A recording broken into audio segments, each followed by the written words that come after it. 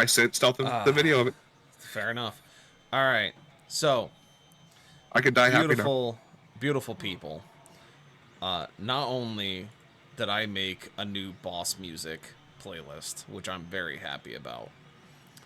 The other thing is that we are finally here to do the Siege of Etheria and continue on in this exchange of shenanigans, getting ever closer to the large finale. So, where we left off previously, as it's been quite a moment since we've been places, you guys were traveling from Albion after you recovered the Navy there to utilize to the fullest extent of what you require, and began moving to your next destination, which you basically got into the air, and we haven't really figured out where you guys are going quite yet. So, that's where we find ourselves currently at this point in time, is you guys are in transit to somewhere where we're not entirely sure quite yet. But before we begin, we need to do some dice rolls. We need to figure a few things out and let the dice tell us what exactly is going to occur. Because as you know, this is not an easy situation you find yourself in, as you secured a few of the keeps on the eastern side of the map. We'll actually swap to that scene rather quickly. We're going to go back in here and delete a bunch of these scenes. It's so much clutter. I love Owlbear, but it gets so cluttered so quickly. Yeah, fair. So, you guys have found yourself here. You have secured the following from the settlements you have helped so far.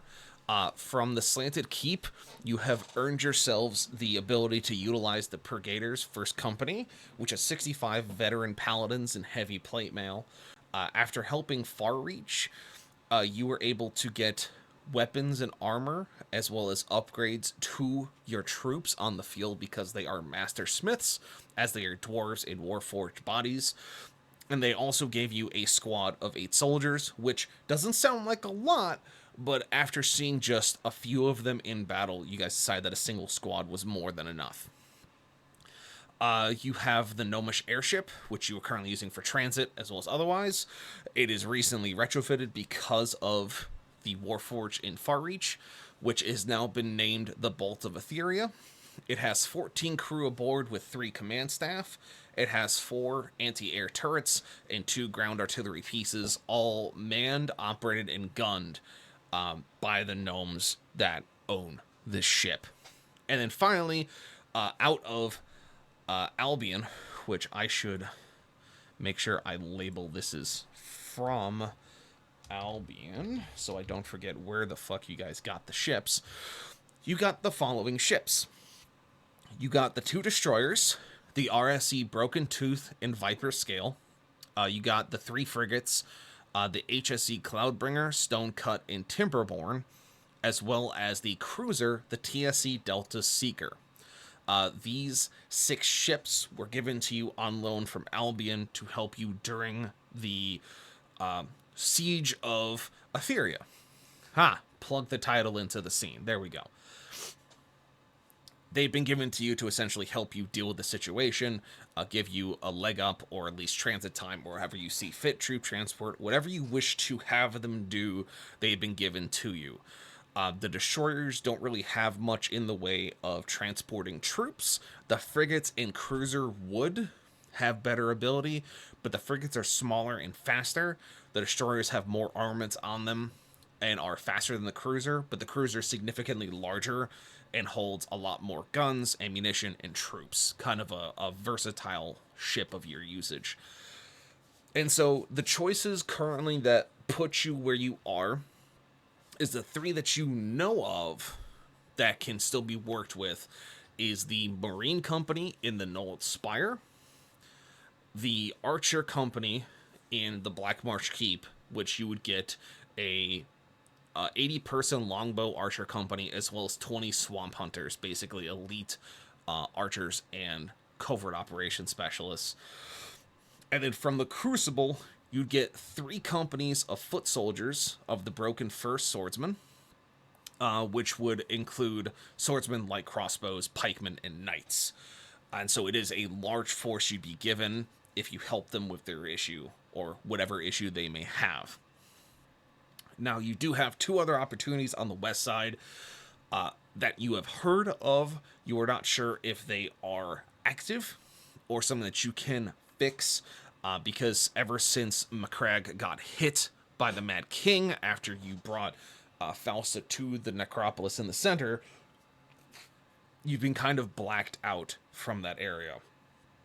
You've heard that from the Settlins, you could get siege weapons, which could help you in either taking on a larger force or attacking a fortification. And then from Jarl's Throne, if you're able to get to it and help secure it in whatever fashion they require, you'd be able to get 100 times foot soldiers, 10 times veterans, and 2 rune priests. Essentially, you'd be getting a very large Viking force that specializes in close combat and breaking through enemy lines. From what you've heard otherwise, is that there is no one able to help you from Saints Welcome, Northam, and Blair Shore, as there's been no communication from them, as well as the other linchpin cities that kind of line the roads in between. But as it stands now, because you haven't gone farther than the Black Marsh Keep, it is hard to tell who is still active and who has been hit. As what you saw with Broken Earth, these individuals, these warriors used by the Mad King, seem to just kind of appear where and when they want, which is a problem. Because if they can just kind of show up whenever they wish, that means that any town and any city is under threat at any time. And so it's hard to determine who is safe and who's not. Now, all of this is standing based on what you know from multiple weeks ago. The only one that you know is still active on your eastern side is the Crucible, because you can fucking see it. You can literally see it from where you are in Albion. You could see it from where you were in Broken Earth. So you know that it is still standing. You know that there are people in it. So, I need, at this point, a volunteer that is going to roll me a couple of dice to determine where the story goes tonight.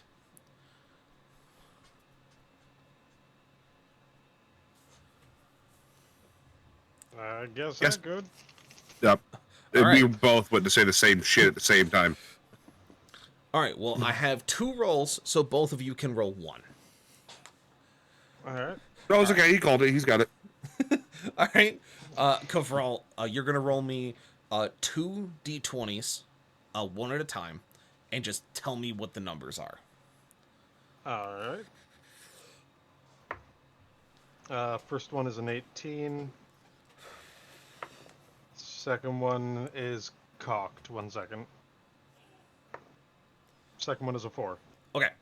So, you won't know the results of that quite yet. But we're going to continue on with our story as it is. An 18 and a 4. I'll keep that in my brain pan. Now, I have one more roll that needs to be done. I'm going to volunteer Finrod. You need to roll me a D100, a percentile, if you will. And one dice, and then the other one is there's D10.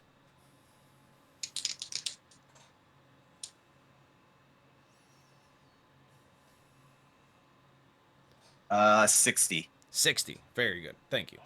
So, you guys now get to choose where you can go. You, as I said before, you know of that the Crucible is still active. You're not sure about Black Marsh Keep and the Nold Spire, as you haven't heard from them quite yet. Everyone's been kind of busy. And then, of course, you haven't checked out the Settlins or Jarl's Throne. Currently, at this point, we had someone roll 2. We had Rexus roll 2d20s. which was an 18 and a 4, and then we had Finrod roll a D100, which gave us a 60. So, now, it is up to you guys. Where do you want to go?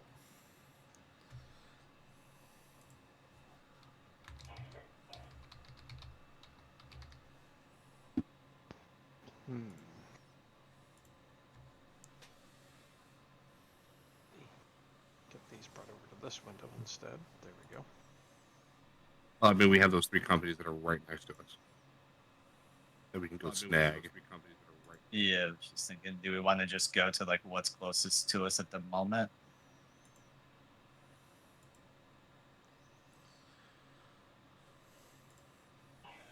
Could grab them on the way by, yeah. They would be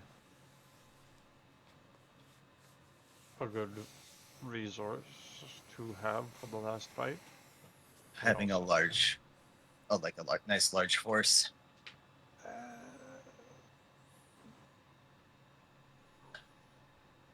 Sounds like you want to say something. Just go ahead and say it.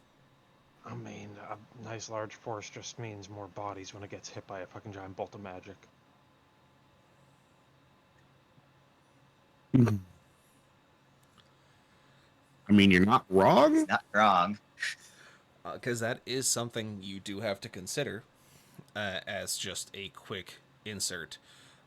Is how you're going to deal with McCrag. Because that has to be your first stop before you head to the Necropolis, as that's where all your shit is. And all of the people you give 2 shits about. So, how are you going to deal with that? Are you going to try and do a full-on fisticuff fight with what's there? Force it out into the open and try to take it out, or try to siege the town and try to break your way in? Or are you going to do something sneaky and conniving?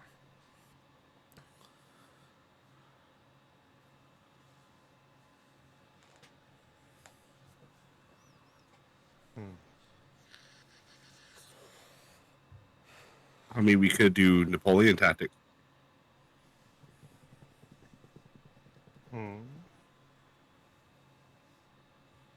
Hey, here's my nice big army over here. Do you really shoot around the other side? Yeah.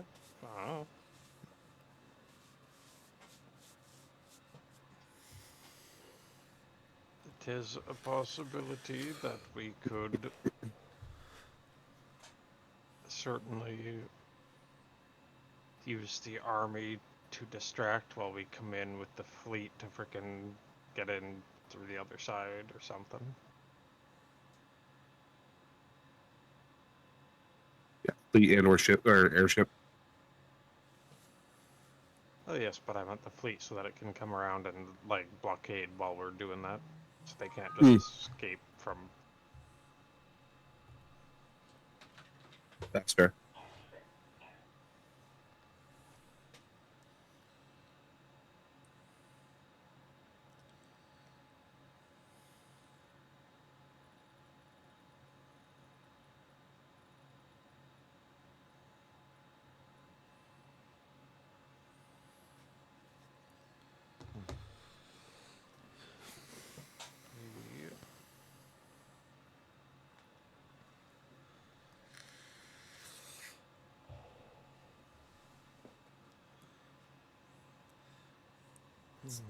I mean, I still think having the Marines and the Archers might be useful, but that's.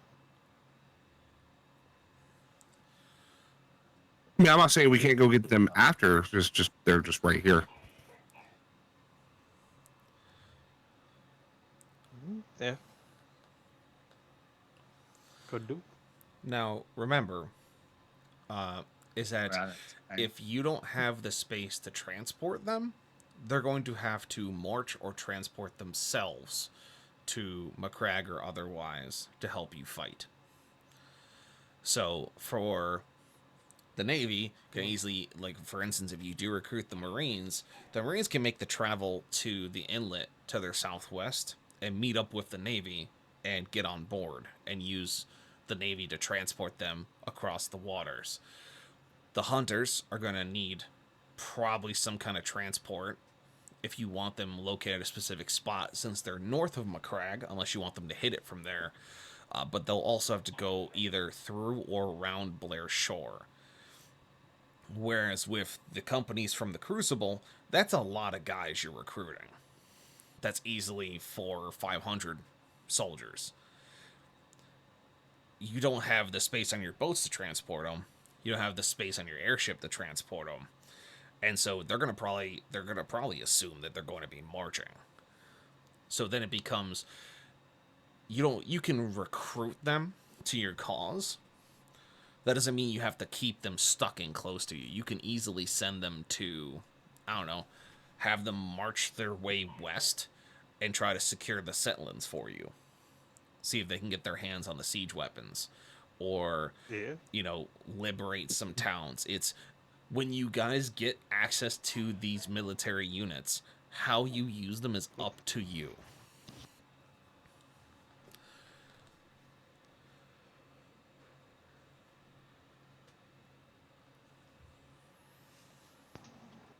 Fair.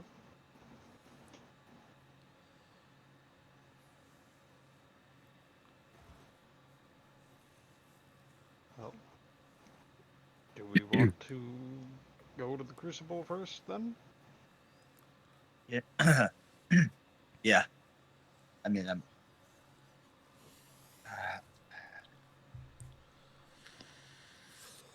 Because I mean, we can have them start marching towards Macragge and like wait for our signal, as well as we go to the next places afterwards.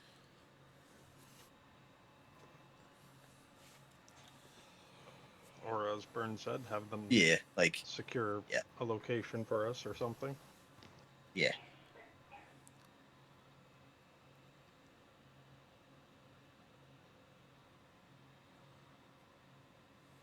I'm set on Crucible for the, and then we can get them to work.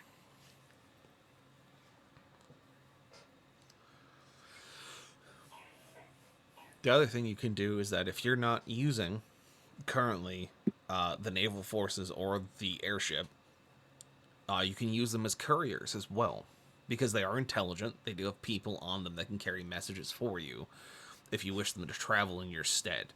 If you want them to go and send messengers to the other two forts that you want to try and help with, and see if you can recruit them either by word, or they can at least tell you and send a messenger back of, hey,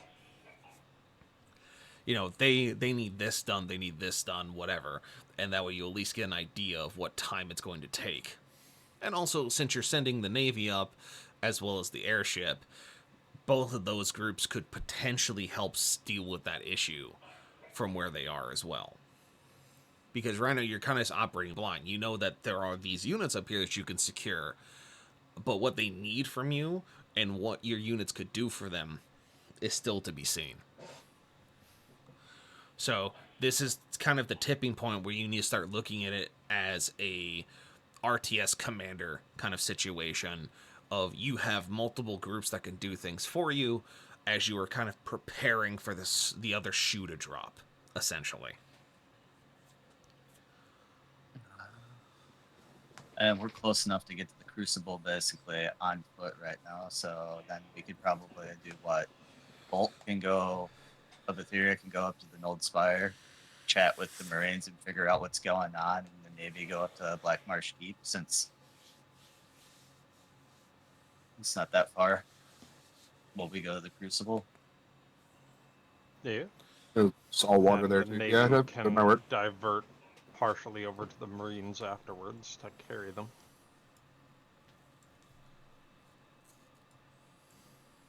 Or at least get us a Possibly. note back of what needs to be done. The Like he said. Yeah, that could work. I like that idea. So, at this point, you guys are still standing by the courthouse of Albion, essentially the governor's like mansion government center kind of situation going on. That the Paladins had come and essentially established martial law to an extent to kind of get a lot of the corrupted officials out and then start fixing what was broken. So getting people food, water, clothing, establishing better care, getting everyone kind of underneath the boot heel of these assholes that were kind of in charge for a long time. And so you guys had spent the night in the inn, you had ate and drank your fill, and now you kind of find yourselves back at the government center as you're kind of conversing about this on the bottom floor. You can see that the naval captain, Admiral Sawtooth, is there. He is a tall, slender half-orc. Very, very interesting looking, as where he kind of carries both almost elvish figures as well as orcish figures. He's a very strange individual to look at, as it kind of is uncanny almost. And then, of course, the gnomish captain of the Bolt of Etheria is there as well. As you're just kind of conversing at this table, looking at essentially a map of Etheria. And they both nod in agreement for your plan. The gnomish captain, of course, hands sending stone, essentially, to both you and the naval captain, and he has the third. Senator mentions, well, sir, if we're going up to the north, we'll have these sending stones to send back messages a little bit faster to you. We'll, of course, send a more formal message to the keeps that we're going to be seeing, but at least for you, we'd be able to tell you in a little bit faster fashion if something comes up.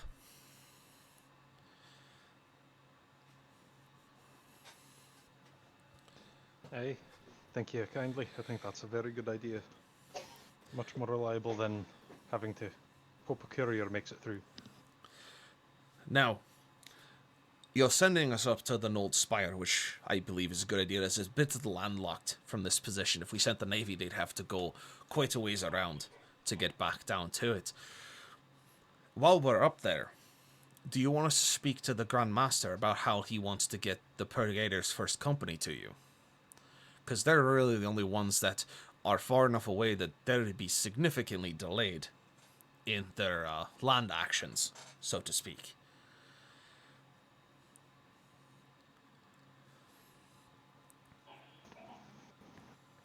I suppose it would be a good idea. There's no guarantee that the portal will work.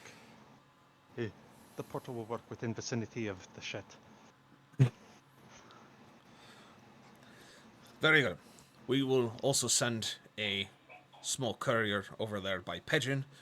Let them know to come and speak, or at least we'll bring the ship over to speak with them in person. Put them on the line for you to talk to about what exactly can be done. As we know for those at Farreach, we believe they've already begun their transition from the last time we spoke with them, as Christian has been able to unearth a significant amount of material, as well as help beginning moving facilities. They have essentially built what they lovingly call a road train that seems to be made of houses, that is slowly crawling its way towards us in this region, and will continue west towards McCrack, and they will sit down in one of the linchpin towns once it's been secured by a forward force.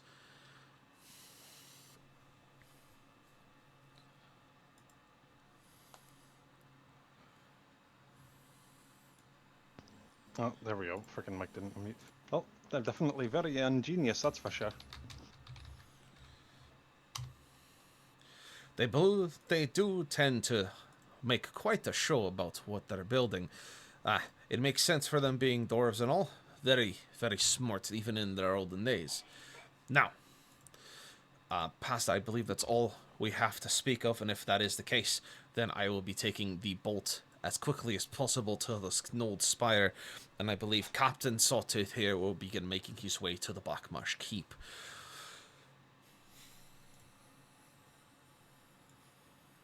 Aye, that's... Unless you two had something you wanted to say, I think that is all. The captain simply nods to you and goes, I think that is a rather eloquent idea. We will get the ships prepared and underway immediately for travel, as necessary. I don't see us having much of an issue getting to where we need to go in a timely fashion. Thankfully, we have been able to install over the years some type of new devices that were being crafted by the Smiths of Albion and Farreach before the fall. That should let us speed along quite quickly. We'll see how they work. Hopefully they don't cause more issues than needed. Aye, fair. Here's hoping. Indeed.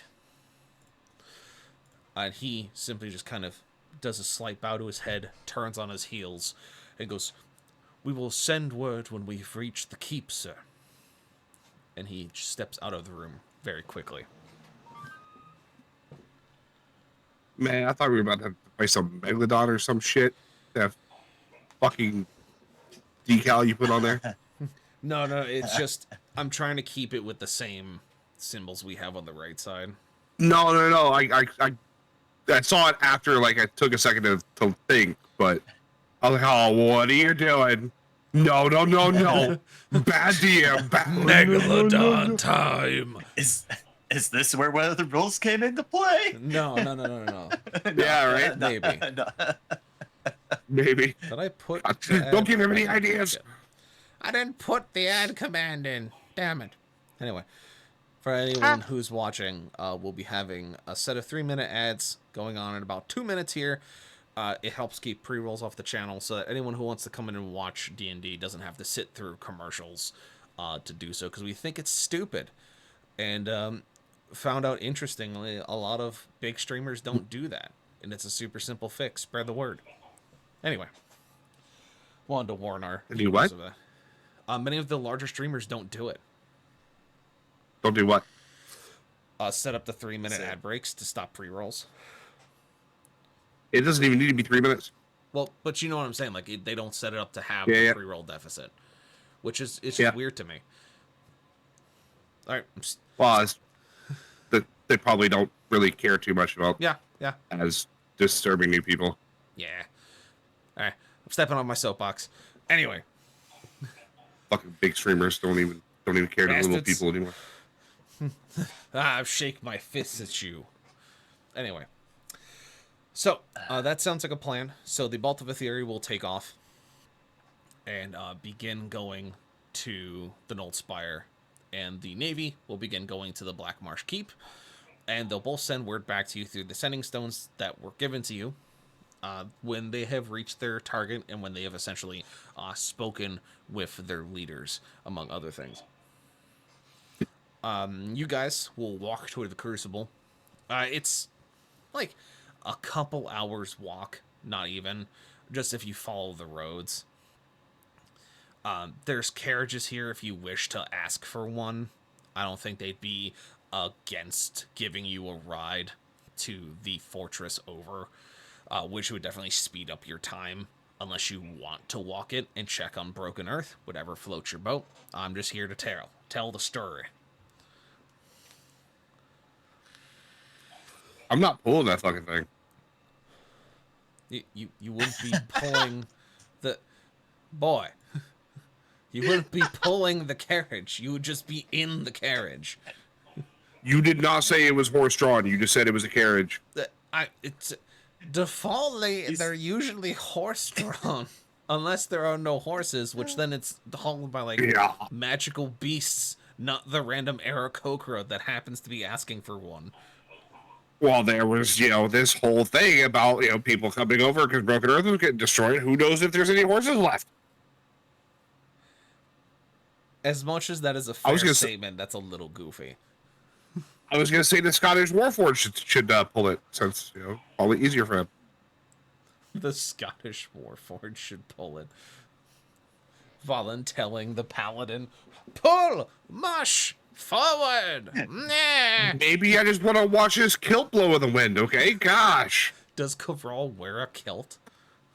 I don't think so. Are we gonna make it canon? Like at fucking session 27? That Kavral has been wearing a kilt the entire time?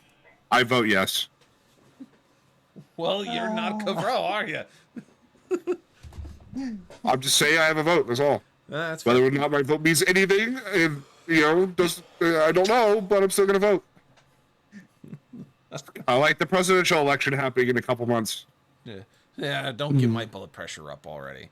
Too early. Anyway, so while Rex Can you have a set of muddles that- bagpipes too while we're at it? Jesus Just Christ! saying. No! Stop! Cease! While Kavral muddles that question in his mind of whether he has a kilt on and possibly bagpipes, because we're just gonna go full Scottish apparently. You guys, Okay, pause real quick. No, you can't no tell pausing. me. Yeah, just real quick. You can't tell me that you're not thinking about writing a battle song with Coverall's bagpipes now. No, I was thinking Kavral is a paladin and wears full plate mail. He just happens to have a Scottish accent because he's a dwarf, and in this world, apparently the dwarves are Scottish, and I'm kind of here for it because it makes sense.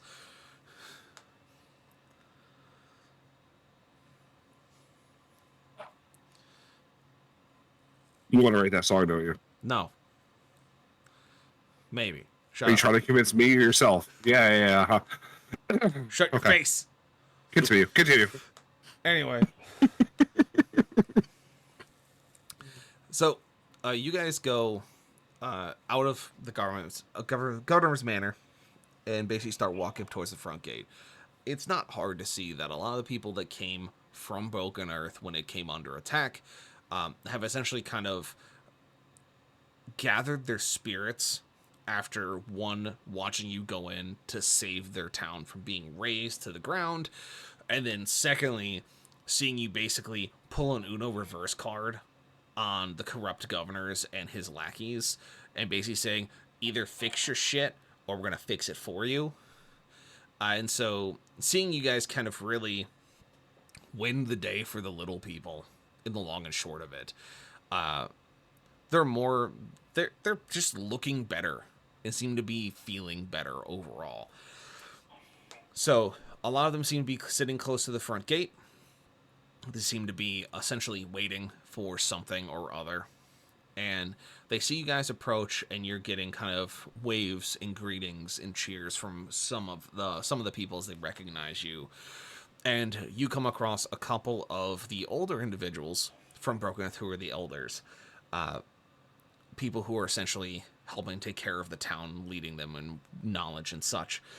And they just simply point to a carriage they had prepped and go, well, this is the least we can do with what we had. It is pulled by an unorthodox beast, mind you, but it will get you there in quite a jiffy. As one of the elders points a shaky hand towards the creature that is yoked to the front of the carriage. He goes, his name is Raspberry, but be very careful. He's temperamental at best, but he likes fruit. He's a good boy. Why do I feel like you're slowly describing a chocobo to me? He's not a chocobo. It's actually something much funnier. So as you see his shaking hand towards the front of the carriage, and you see the creature that's yoked up to it, it is a quadruped. So it has 4 legs, but it seems to have a longer body that seems to be equal length of head and tail. So basically its tail and its head go equal length off its main torso. And it seems to be just kind of tapered equally in both directions. So its tail starts thick at its base and kind of tapers to a fine point. Its head does the same. It seems to be just kind of like this cylindrical body, mixed with a cylindrical head, and almost like this silvery looking skin. You can see 2 yellow eyes kind of peer out on one side of its head from beneath these like silver scaly like plates that essentially cover its head. You can see jagged line kind of going from the tip of its skull to about, I would say, like 8 inches from where its neck connects to its head. That kind of shows like a mouth of some form. And it just seems to be this like thick muscled unit of a creature that it seems to be a cylinder on legs. Would anyone like... Well, let's see. The Ranger actually should probably do this. Ranger, can you roll me... do you have nature? Yeah. Can you roll that for me? Sure. 14. You immediately recognize this creature, and it kind of takes you aback how they have it domesticated.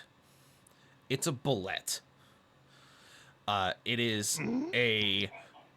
From what you know, Rage, from your training and identification of monsters and tracking, is bullets are usually solitary creatures that sometimes act in pairs, but they are known for burrowing underground and moving at extremely high speeds and coming up under the ground, almost like a graboid, coming up and out to grab their prey. And they're kind of slow when they're walking, but this one seems to have been almost redeveloped and trained to walk on land as well as burrow. So it seems to be just as fast on land as it is underground. It's a fucking land shark. Yeah, it's a land shark essentially. Bullets are land the sharks. Greyhound version. Yeah, it's a domesticated and breeded greyhound breed of bullets named Raspberry. Yes, Raspberry's been in the family for many generations. His father, Blueberry, and his great-grandfather, Chartreuse, were found as juveniles in Broken Earth during its founding. They actually is what caused Broken Earth to earn its name. We currently use them as living plows, as they help soften the dirt for the crops. Is why our crops are so nice and looked upon with such vigor when we do export them to the other cities. So some of them, as they grew taller, lankier, or sometimes were faster than the others, or we always found a use for them. We never, simply sent them off into the woods to perish. That would be cruel. So we found a job for Raspberry, as he was essentially the runt of his family. He seemed to be very good at pulling the cabbages, and so we had him become a tourist attraction and pull the tourist cart. And now he's here to serve your needs, to help you get you to the Crucible in the quickest way possible. He's a good boy. And out of character, you said they're silver coloration? Yes. The newer 5e bullets are they literally look like silver cylinders. The older 3.5 look much like the picture you posted, where they literally look like land sharks. I feel like the 5e ones look more terrifying, in my personal opinion, because they just look like terrifying canisters of pain. Yeah. Oh, no, the first one I posted, I just thought it looked funny. That's why I posted it. That's the 3.5 bullet. The I newer didn't bullets. know that was an actual thing. Yeah. That is where the nickname the land sharks came from for bullets, is that picture you posted. But the ones you posted afterwards are the 5e variants, and those are more terrifying to me. But they're pretty dope looking, I think. Yes. Oh, that middle one kind of makes me think of a graboid with legs. Yes. Yeah. That's kind of how I see them, is they're essentially just graboids with legs. But yes. That's terrifying. Yes. That's why they're terrifying to fight. Much like the rock slide. It's called a rock slide blight, which is some kind of God, what did someone, I'm trying to remember what they said. They called it the Alaskan bullworm of D&D. Where it would essentially sit on a side of a mountain, and it has just a giant gaping maw, like a gulper eel.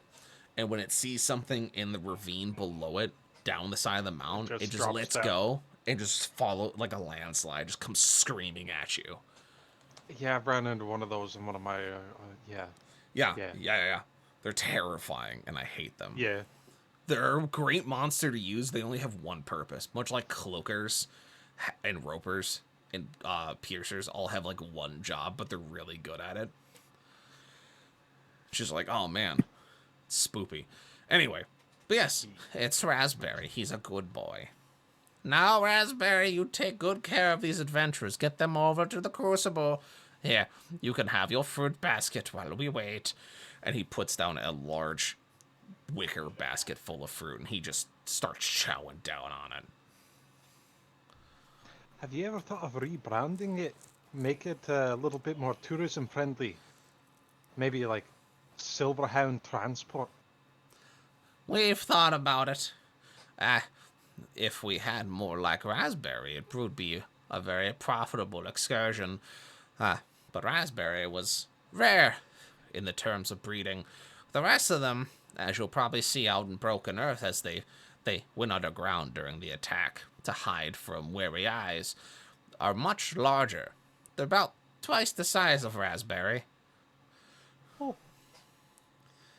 So they're not good with the tourism. Kids do tend to draw on Raspberry, though. They think he's fun. He's a walking whiteboard.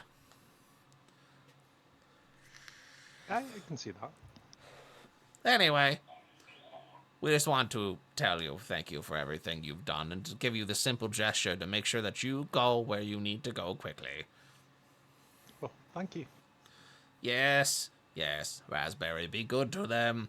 He gives Raspberry a couple pats on the back of its head, and kind of walks away in kind of a shambling motion back towards a table and two chairs where the other elder were sitting, where they were playing a very intimate game of chess.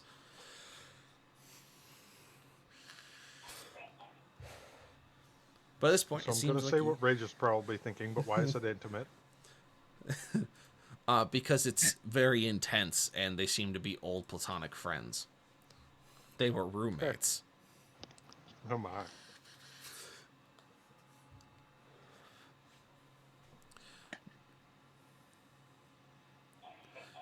So, now you have transport, and you begin making your way towards the Crucible.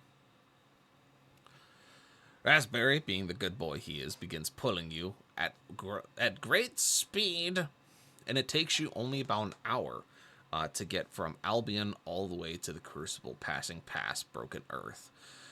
And much akin to what the Elder had said, you see that a number of people had begun walking back towards Broken Earth, and you can see that in the fields, large bullets with yokes attached to them pulling plows and themselves plowing are breaking the earth back up and helping raise broken walls and buildings and moving debris. And much like he said, these bullets are easily 2 to 3 times the size of Raspberry. And so they're big chunky boys, and they're doing good work.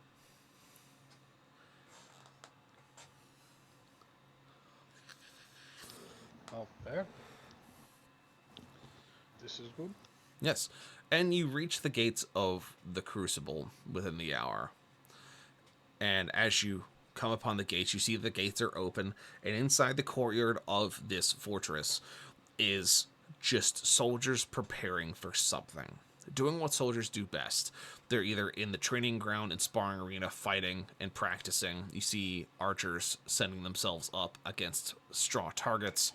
You see people sharpening their pikes, or you see knights donning plate mail and doing calisthenics. You know, it is a very stereotypical military base. It's filled with ruckus and noise and commands and the clanging of steel in both a smithery sense and a weapon sparring sense. And no sooner do you enter the gate, do you hear just a loud war horn from behind you as you see Christian pulling along with some other mechanical beasts, pulling this large, as it was described, a road train that seems to be made of small houses. Coverall's going to wave to Christian when he sees him. you see Christian raise up his mallet arm and kind of slowly give you a slight wave as his joints are not as flexible as they used to be.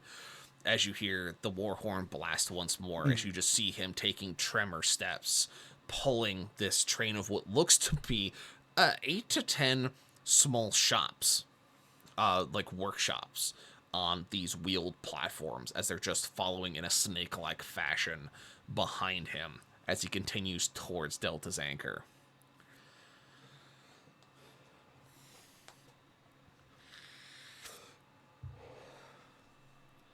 Well, that certainly is a sight. Did not have that on my bingo card. I'll be honest. So, Robot man carrying an apartment complex? Yeah, no, did not see that coming. So you guys enter the gate at this point, and as you enter the threshold, so to speak, you are greeted by a few soldiers that kind of turn and look at you and kind of just not really care too much. There are some that kind of get up and walk towards others that seem to be in fancier dress, having more metal trims or insignias on their arms, which you can assume are sergeants, captains, commanders, etc. And eventually you see one of them kind of turn and walk towards you in a brisk pace, kind of stopping you about 20 feet into the gate. Just goes, "Why, hello there. My name is Sergeant Grigori. It's quite an interesting phenomenon to see you here. We saw your work at Broken Earth. Quite good, yes. We heard of your work at Albion, again, quite well. And, of course, we've heard of your tales from across multiple battlefields, and we have learned to look at you as an inspiration for both your asymmetric warfare, your courage, your leadership, and your stalwartness against anything that stands in your way in the forces of evil. Yes!"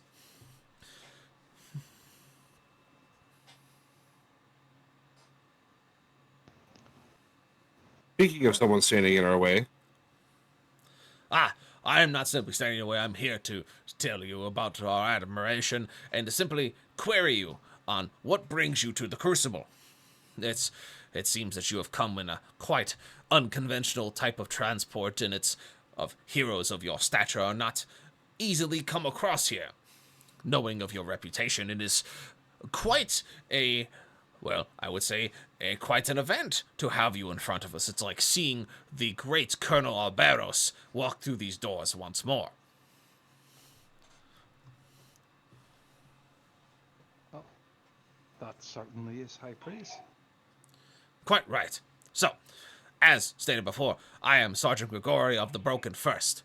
Now, I have already sent one of our squires to fetch the captain and the colonel, as they will wish to speak with you further, as we imagine we know why you're here. Yes, you wish for us to fight, as we have been growing quite tired of simply sitting here, grinding our teeth on stone, waiting for the chance for these individuals to put their heads henceforth.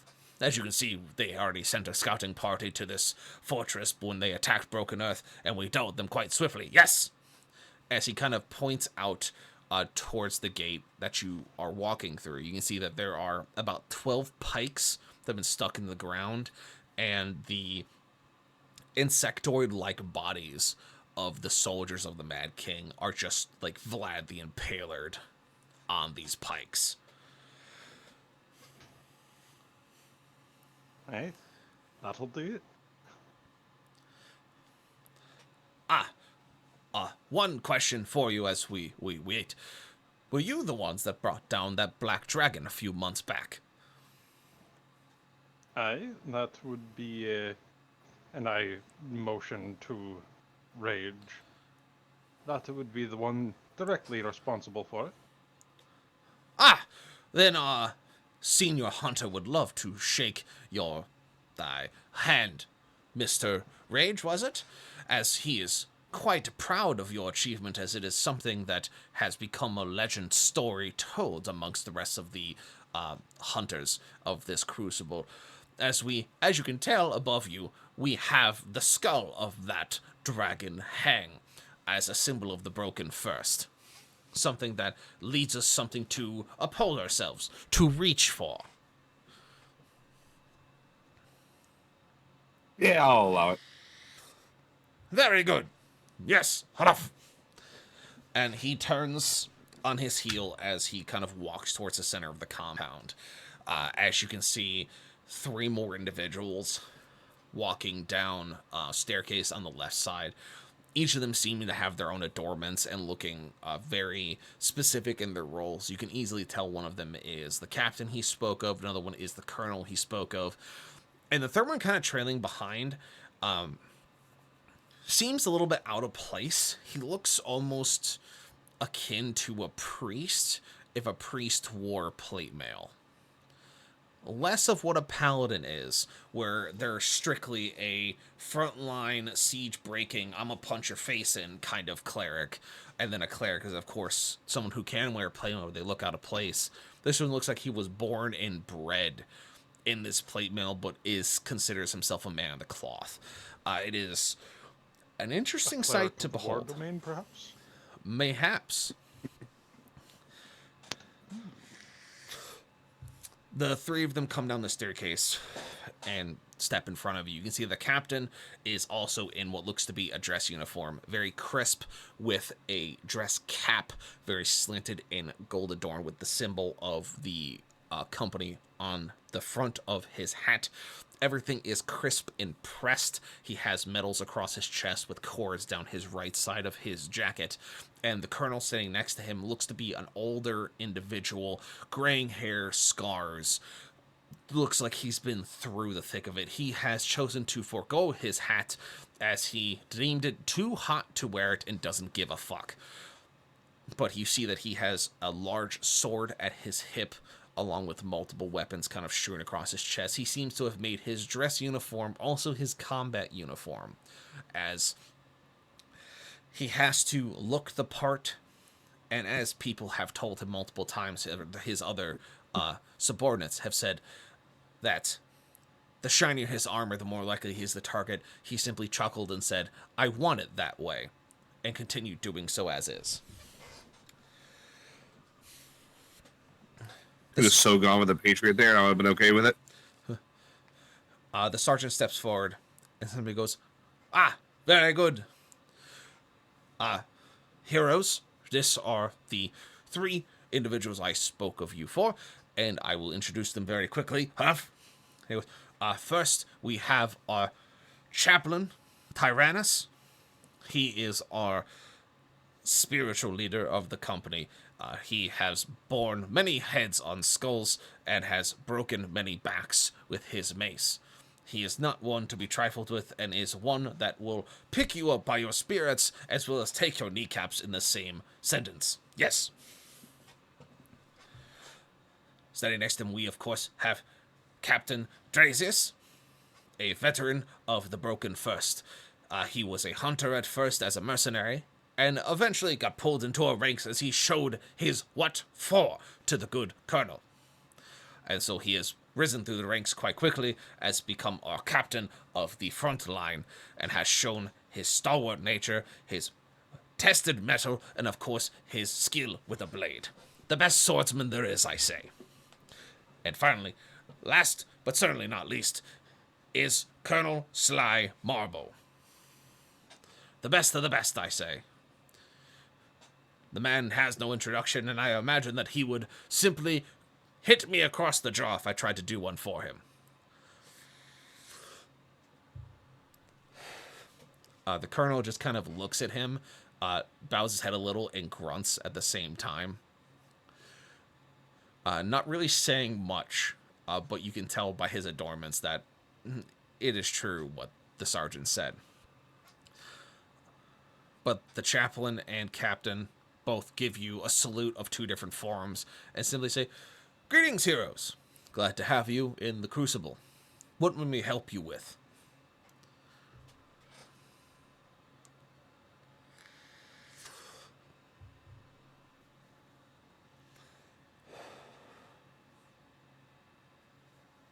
We were hoping to to use your army in our fight against the Mad King. Aha. There's a fight, you say? You see a mischievous grin come across the colonel's face. The captain simply turns and looks at him and looks back to you and goes, well, you have done us quite a service by giving us our adornment of the Black Dragon, as well as helping with Broken Earth when we were under siege by our own forces. And we've been waiting for a good fight. What would you have us do?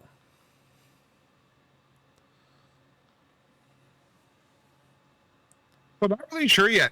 Uno momento?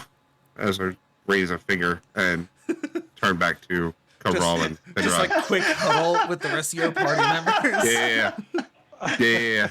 All right.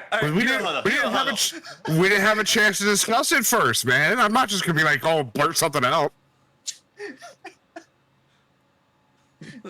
Man, I was about to say something really, really bad.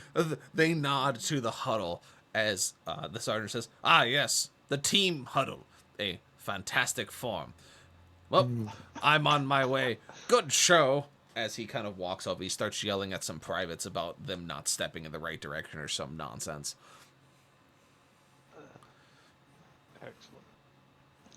Excellent. So, I mean, they never called me Etheria's ass, just saying. Yeah, that was my joke, but a little bit tamer. There you go. So yeah, what you guys want to have him do? Because, I mean, could have them check on Delta's anchor and then go see if they could secure / obtain the help of Southern Setland in the effort of sieging McCrag. Yeah, that's what I was thinking too. I think Yellowstone is going to have to be us, right? Because we went through those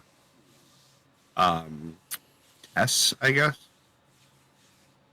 So I'm sure that might have to be us, but they can check on that too, and then message us and let us know.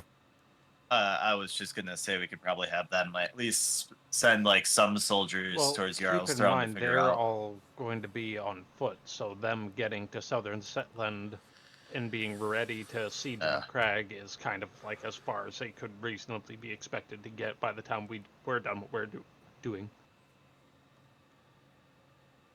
Yeah. I mean, or at least like set up like a base like here on the map.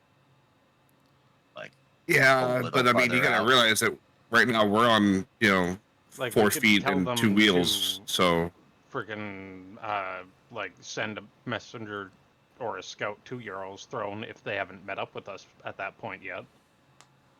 Yeah. That'll probably be better anyways, because if that's already lost, then I don't want to lose, R3's company to resistance. Yes, I called it Three's company.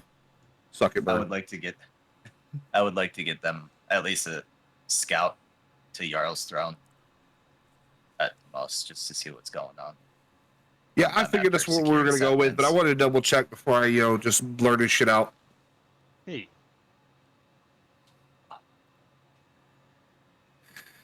Look, overall, I've been told that you're the smart one and you're gonna start talking from now on. Hey, remember the one I'm just a dumb bird with a really big rifle. And remember, the one thing you could entice them with is the fact that Christian and the road train would be able to upgrade their weapons and armor if they are able to set up essentially a forward operating base near the Setlands. Yeah. Ooh.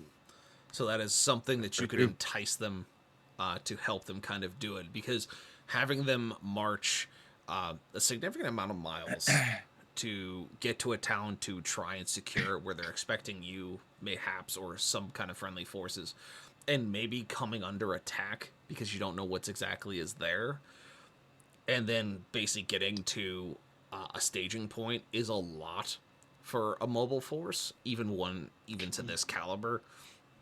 So saying like, yeah, if you're able to secure the pathway for the road train, they could probably hook you up with some stuff. Yeah, that's fair.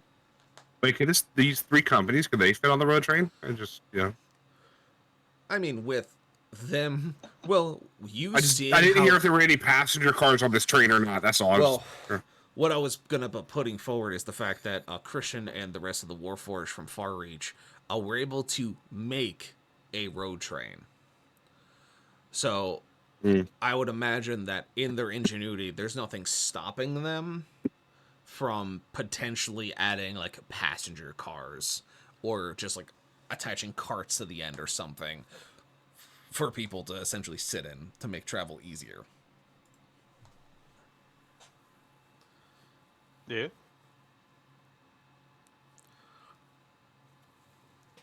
So we tell the companies to catch up at the road train. Tell the colonel that his army needs to catch up with them. And they can get better weapons and stuff too. Right? Yeah.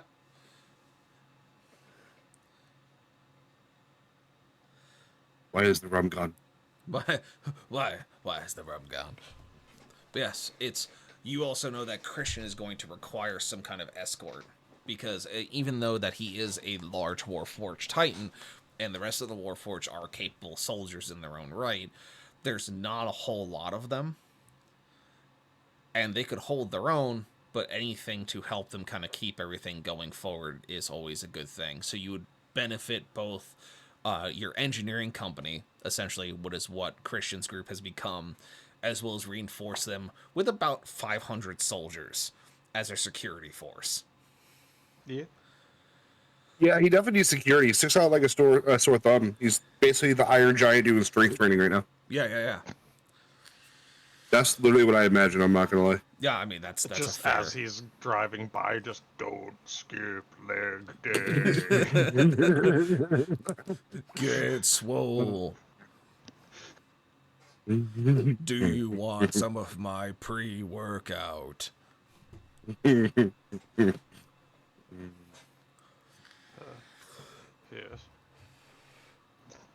When he finally finishes his training, just I am Superman. My power is Superman. infinite. Do you want to see me bench press that mountain? He fucking squatted at that point. Jesus Christ. Just picks up a mountain. It's just like, I have become an Imperial Titan, and then throws the mountain. Yeah. Oh, did you get what I meant by the Patriot? Mm-hmm. Did you get that reference? Mm-hmm. The French guy with the, if I'm gonna die handsome, or whatever the fuck he says. Yeah. That's what I imagined. I mean, so you would have made him French. It's perfectly okay with it. It's Sly Marbo. It's, if you don't know who he is. Oh, okay, yeah. This is essentially my Sly Marbo cameo, for the campaign. Look, I was looking forward to you doing a French accent. My tea as he was just at Sly Marbo, and I was like, and then of course the Colonel of the Broken First, Sly Marbo, and I just hear Rexus in Canada so just fucking keeling over in his chair.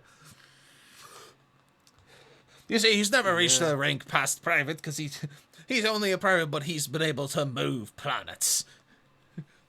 Sly Marbo, the best of us, the baddest of us, cut a chance. But yes, so I imagine you guys have a plan. So do you finish your yeah. I mean, I got nothing else. Anyone else got something to say before we break this? Okay, on to, ready, break. So you turn around to the captain going, well? Yeah, so he's the smart one. I'm pointing down towards the dwarf. Here, you point a little bit to your right and slightly down to the Warforged dwarf standing next to you. like the fucking hitchhiker thing, but pointing yeah, with my thumb. As you stand there with cybernetic eye and mechanical wings, you point at the entirely metal dwarf standing next to you, like he's the smart one. With a kilt. With the kilt. With his metal bearings swinging in the wind. Oh, definitely ball bearings, right? Yeah. Oh, fuck me. Anyways, captain. yeah, so he's the smart one. He'll tell you the plan, because I mean, I got it, but I can't speak it. The captain turns to you, Kovral, and goes, well, if you are quite the smart one, then please privy us the information so that we may ready the troops. All right, so the plan that we'd like to ask of you is that you saw the Warforged pulling the big old road train going by, right? It was hard to miss him. Quite the sight. Aye. As you can imagine, beings ingenious enough to create that are quite good at working with tools. Oh, If you I'm sorry. could I provide hate this. You bastard. If you could provide them escort on the way to and in the process of developing their forward base that they are heading to set up, I am certain they would be more than willing to help upgrade your soldiers' weapons and armor. And if possible, you could check in on Delta's anchor and make sure they're all right on the way by, and possibly secure the siege weapons for the siege of Macragge. I believe that'd be something well within our capabilities of doing so. It doesn't seem like it's quite out of the ordinary. You said they would have the ability to upgrade the entire 3 companies. They're quite ingenious. You provide them the materials, they got the work. Well, I believe our smithy, Rottenberry, would love to hear he gets the week off, if that's the case. The poor hobgoblin's been working non-stop for the past 3 weeks.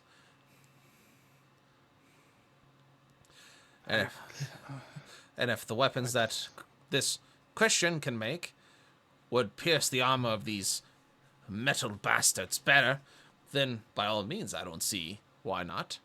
Especially if the colonel can get some new knives, as he kind of taps the large blades on the colonel's hips as his smile just grows wider. But after a moment, as the colonel kind of sits there, kind of hand on his chin, as you see him in deep thought, looking out to the distance, he turns to the captain, and with a just... Ugh! The captain goes, quite right, sir. He goes, the colonel says, we will take this job on with full force and vigor. We will check on Delta's anchor, secure it if necessary, and report back any findings, as well as continue working as a security force for this road train you spoke of.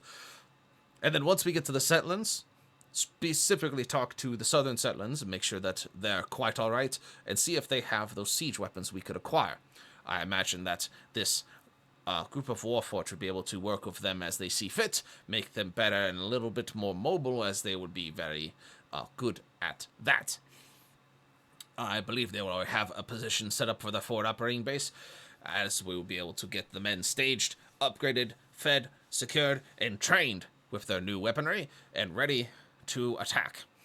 Now, if we are going to be attacking Macragge directly through a siege, it will take some moments for us to equip our men accordingly, as this will be quite an undertaking. Macragge being one of the more fortified fortress cities in this side of the region, it will be quite a challenge, but as you know, the Broken First does not back down from a challenge.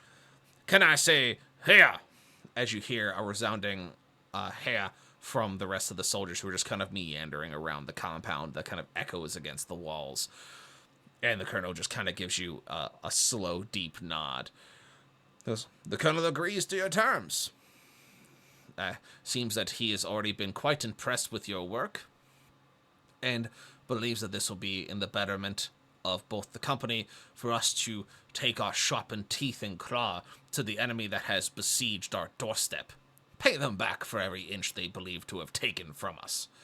We will set off in but a few hours once we have gathered our men and our supplies.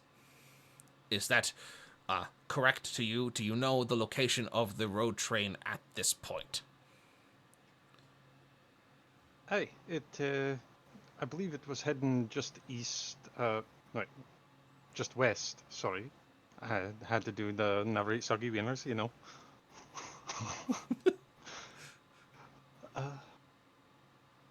I believe they were just heading west of Broken Earth. Very good.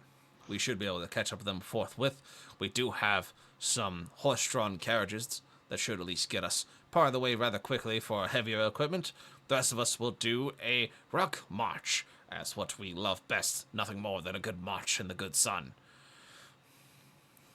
Is there anything else we should be quite worried about? So you said that one was horse-drawn, so I know now. I had to just throw that in there. Sorry.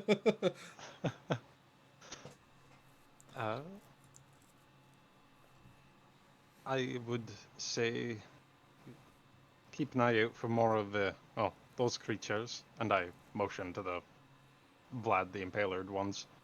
But aside from that, I think you guys got it handled. Very good. Well, with that, I believe our business is secured, and our men will be ready in but a few hours, and we will be shifting out right quickly to the forward destination to secure the engineering unit. If you have nothing else, we will return to our preparation duties. I imagine the soldiers will be quite excited to get their hands dirty once more. Aye, fair. Oh, yes, don't forget to bring the materials for them to work with. Ah, yes. Bittergum, tell Ratgut it's time to improve. And you see a small goblin that seemed to be just kind of skittering around the weapons rack, kind of putting ones back up on that you would imagine he was working on, as he seems to have a leather apron on and is covered in soot. And you hear him go, yeah, yes, improve! As you see him run off back towards what you assume is the blacksmithy, as you just hear a bellowing voice from inside the blacksmithy just go, improve! As you just hear surrounding huzzas from the soldiers, as you just start hearing metal getting thrown into a box. Just the resounding clanking of metal pieces just kind of being thrown at each other. And with that, the captain, chaplain, and colonel all kind of turn on their heels and begin walking to different areas, basically getting preparations together. The sergeant, who had gone to go yell at some privates about not washing their armor right, as they need to know it is counterclockwise, not clockwise. Don't be an idiot. Has returned, giving you a quick salute, and has walked past you towards the mess. Cobra would have returned the salute and then kept going. And with that, You know, Burns, yes. Sometimes I feel like you keep talking just so I can't throw jabs in there. Because I had a good one. I will not confirm or deny. I was gonna make you roll high low and everything. It's gonna be a thing. Will not confirm or deny. You plead the fifth. Mayhaps. I hate you. Mayhapsies. Oh shit, my bad. Burns here. I gotta go, guys.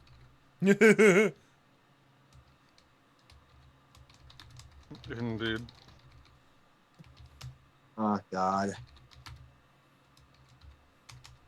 Oh, I was gonna scratch my head and be like, why do I feel like that guy's name is Clem? Ah, yes, quite. As you see a wizard appear next to you. Why, hello, people I've never met before. Who the fuck are you and why is your voice so annoying? I get told that a lot. Thank you. As he then disappears again. Who? The fuck just happened? You just happen to hear a voice I gotta in get your this thing head. checked out. Just like tap my fucking bionic eye. You Yeah. tap your eye like, oh man, I'm seeing shit. What the hell? You just hear a little voice in your head. I'll see you later. Hey, coverall. Does schizophrenia exist here? I might need to go get checked. Does schizophrenia exist? I mean, probably. I need a doctor. I need a I'm medical just gonna doctor. walk away shaking my head while still pounding, like tapping my fucking bionicle eye. So as you guys go and return to your stopping point at the carriage with Raspberry the Bullet, we're gonna take our first break for bios and water. Ooh. So you guys can all kind of ponder your thoughts, as well as think about what else needs to be done as we wait upon the messages from the Navy and the airship. So we will be back in 10 minutes. So we'll be back at 10:02. Yes, quite. Tenser, I can do that. Huh? I said a Tenser, I could do that. Yeah. We're all going to take a quick tenor, and we'll be back in a few.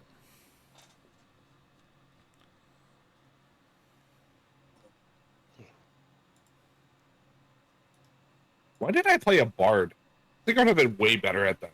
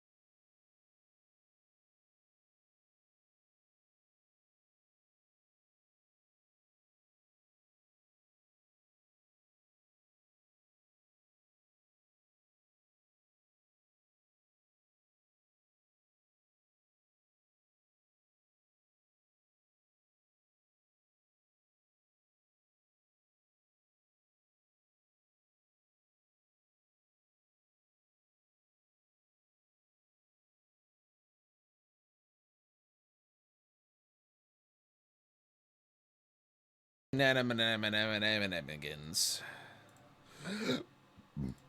Why, hello, we've returned. Yes, quite. Get out of my fucking head! No! I'm gonna be here forever.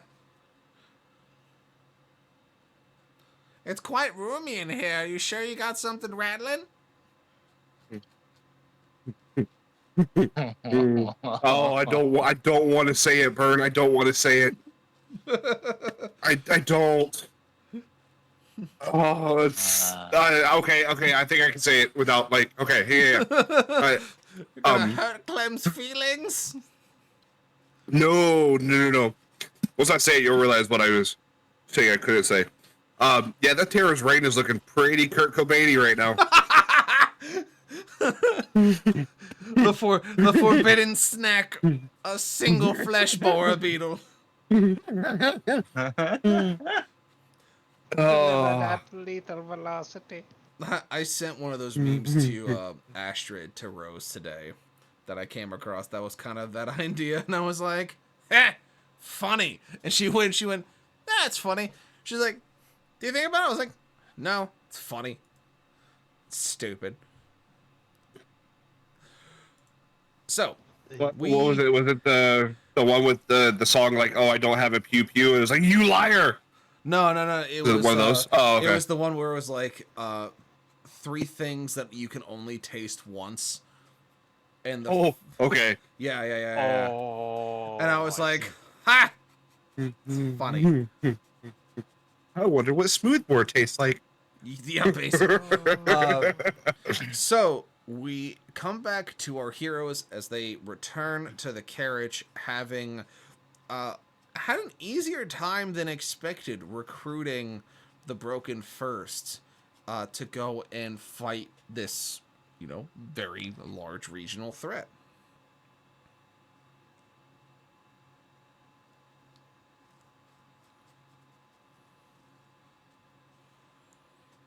That's all I got. Okay. All right, I'm gonna do it. High low. Hi.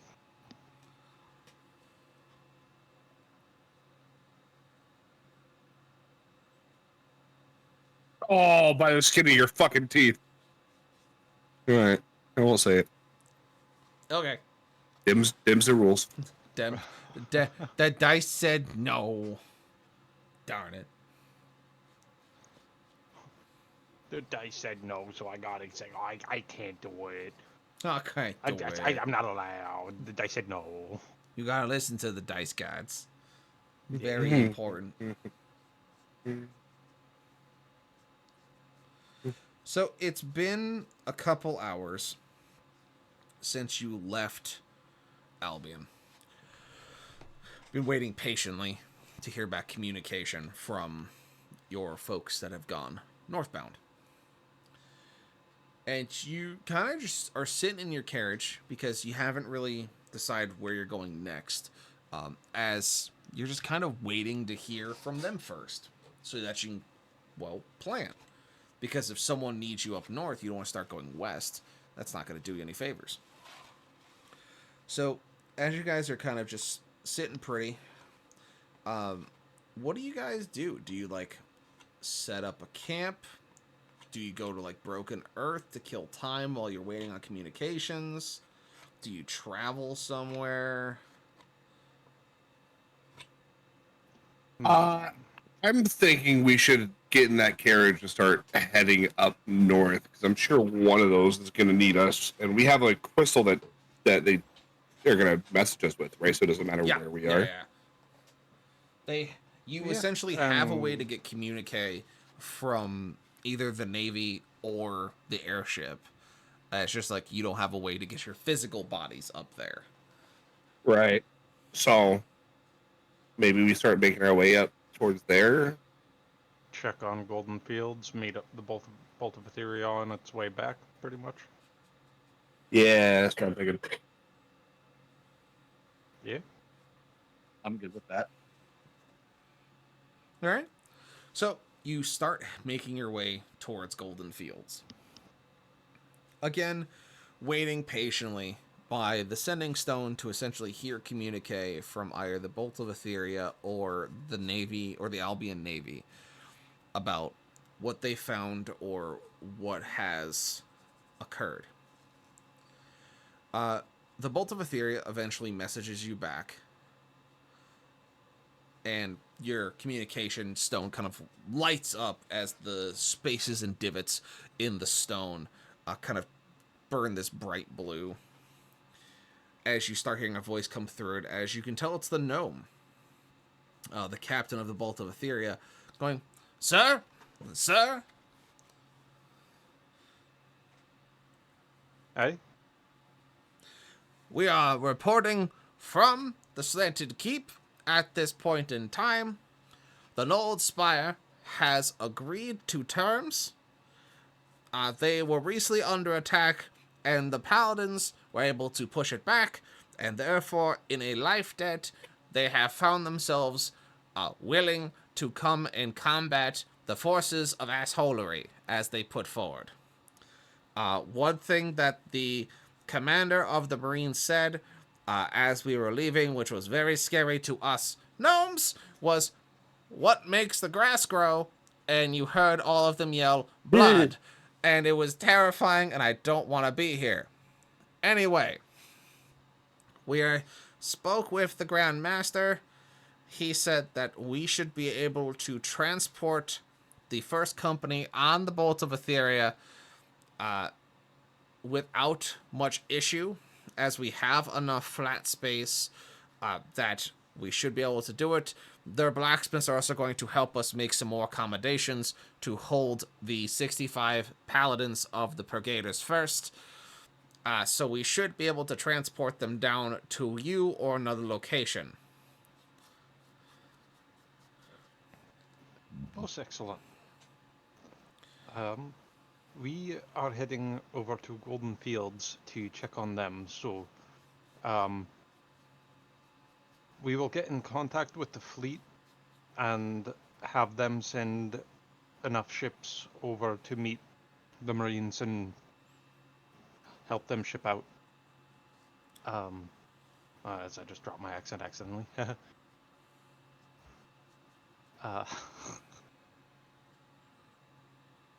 It happens.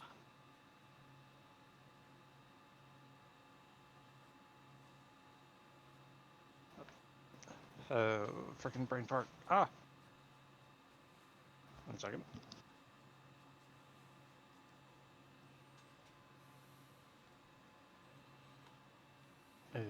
Yes. However, I would appreciate if you would meet us down around Golden Fields. That shouldn't be too far out of the way, I don't think. Yes. I believe we could pick you up at Golden Fields. We have not yet heard from the fleet either in their endeavors. I'm hoping everything has gone well. This communication officer, Ronaldo, signing off. We will see you in 2 hours. Click. And he actually makes the click noise because it's a sending stone, not a walkie-talkie. Fair enough. Oh.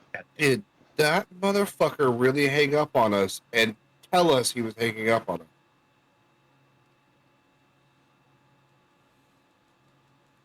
I'd like that.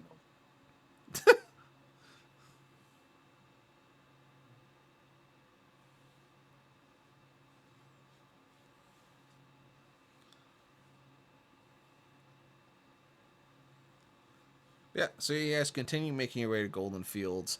You know that the Bolt of Etheria will meet you in 2 hours' time to come and pick you up and bring you to either Black Marsh or to the Slanted Keep, whichever is the most secure at that point in time. And now you are simply playing the waiting game as you wait to hear back from the fleet. The stone crackles to life once more. The lights on it turn its normal bright blue. And you kind of wait for a voice to come through. But what comes through seems to be yelling. but like far away from the stone.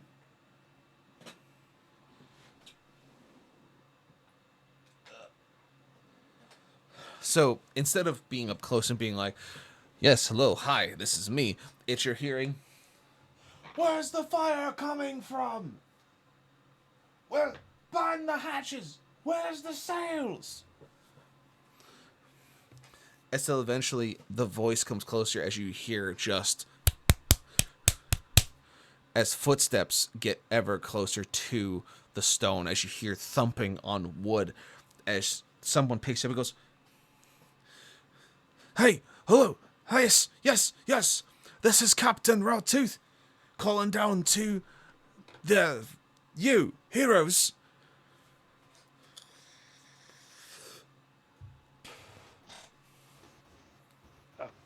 We are here.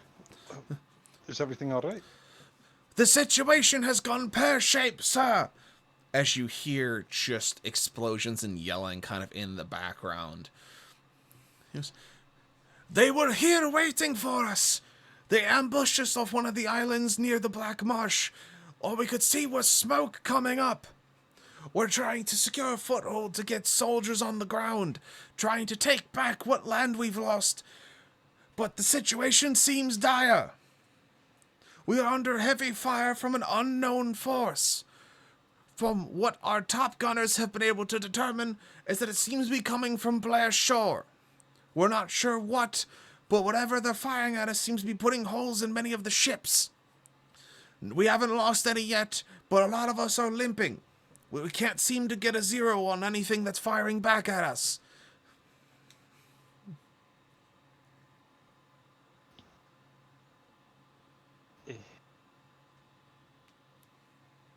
I would say it would be best to probably get the fleet out of range and try to repair, and we will rendezvous with you and try to form a plan of attack. Roger, we will try to get the fleet pulled. Currently, the frigates are doing their best to blockade the way so that we can get the cruiser out. But it's kind of a high hope. We're not sure how long we can last out here. We don't know what exactly is firing us. We don't know the range. But I will get the ships turned round and pushing towards the large ocean body to the east. Hopefully get us a little bit of distance. Try to get things back together. But it seems that Black Marsh...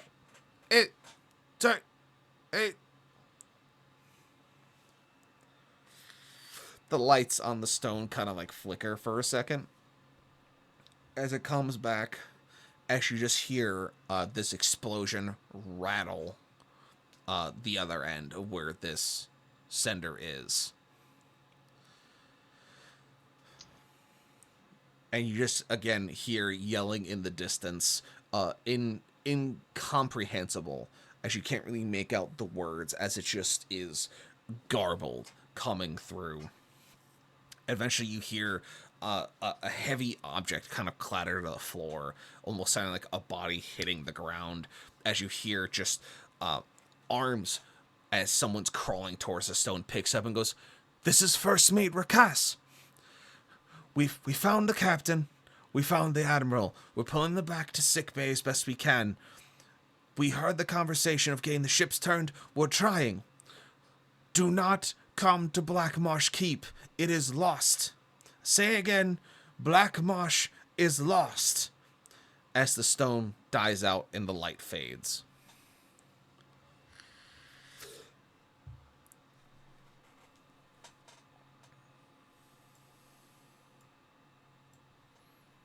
Well, let us hope they are able to get out of range in time.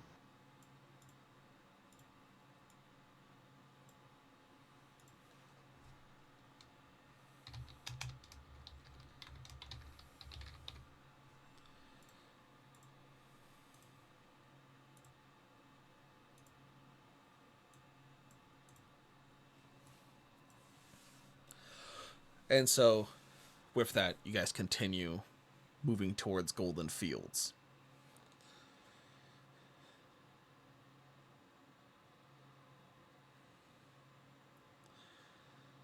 What do you do when you get there?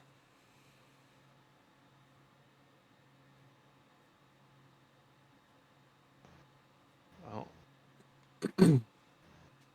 overall was thinking along the lines of seeing that everything was still safe and helping them secure the area if so. And if not, then freeing it if possible. Yeah, it's when you guys arrive in Golden Fields, you can see that it seems to be getting itself put together for the most part. The scourge of demons that attacked it previously on your last trek down seem to have been dealt with. The crops are somewhat still standing, though some of the fields had to be fixed and redone as necessary to try and make sure things were moving in a good fashion for those who wished to, well, have food on their tables, essentially. Otherwise, the houses have been slowly being rebuilt. There are what look to be mercenaries and free soldiers kind of just walking around, checking on things as they go, making sure things are not out of place or borked, broken, etc. Just trying it their hardest to make sure that everything is where it's supposed to be, and that nothing is not where it's supposed to be. It seems quaint for the most part. Nothing very interesting or super intense kind of coming across your vision, your sight, your smells. It seems calm for the moment from a very stark contrast from what it was before. There's, of course, the occasional raid of animals looking for food that seem to be feral, the occasional goblins, things that, are easily sorted by you and your compatriots. Things that require no more energy from you than fixing a fence. Just, it's simple. You see a hobgoblin come out of the wood line threatening some farmers about taking his crops. Enraged just drops him before he even finishes his monologue. It's just the goblins scatter everything into the woods, and you guys just kind of sit in the tavern as everything just seems to be calm for the most part after the harrowing call you got from the Albion fleet. Eventually, you hear the trademark sounds of the Bolt of Etheria, the props thumping against the wind as it approaches the outskirts of Golden Fields.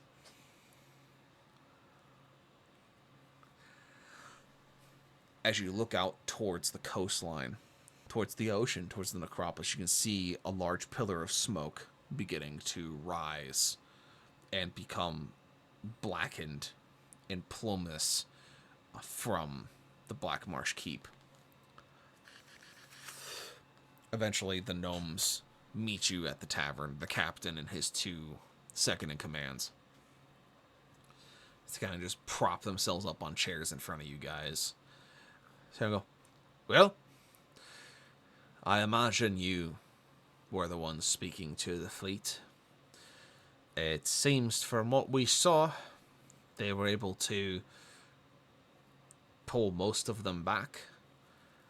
It seems that one of the frigates was lost from some kind of weapons fire from Blair Shore, as from what it looks to be. But it seems the rest of them are at least sailable. They're actually about 30 miles due west, just off the coast of one of the islands, trying to get themselves back in starting pieces.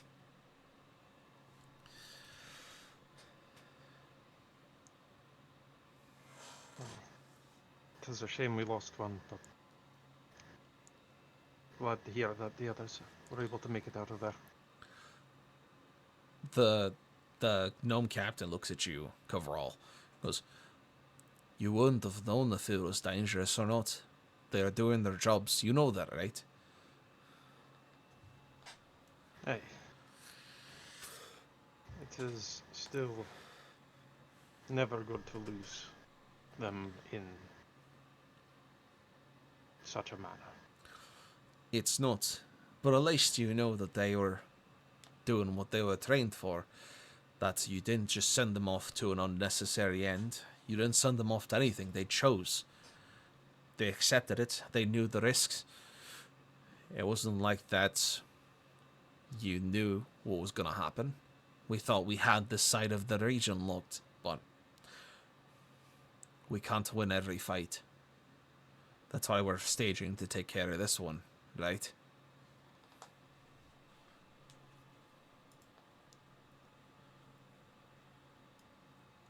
Hey.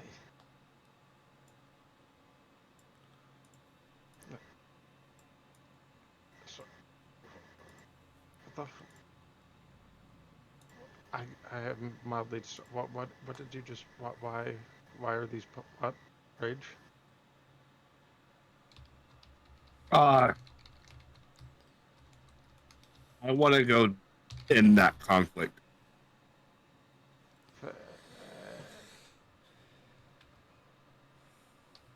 They touched my fucking boats. Jesus. I see. That okay. That yes, I Yeah. understand now. Yes. Mm-hmm. Oh, I'm sitting there thinking about what I'm saying, and then I just see those pop up, and I'm like, "What?" Your brain's going in too many directions.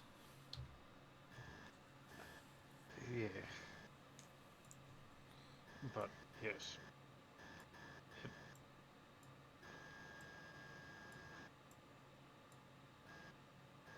Tis lamentable to lose good soldiers, even when they are in a line of duty.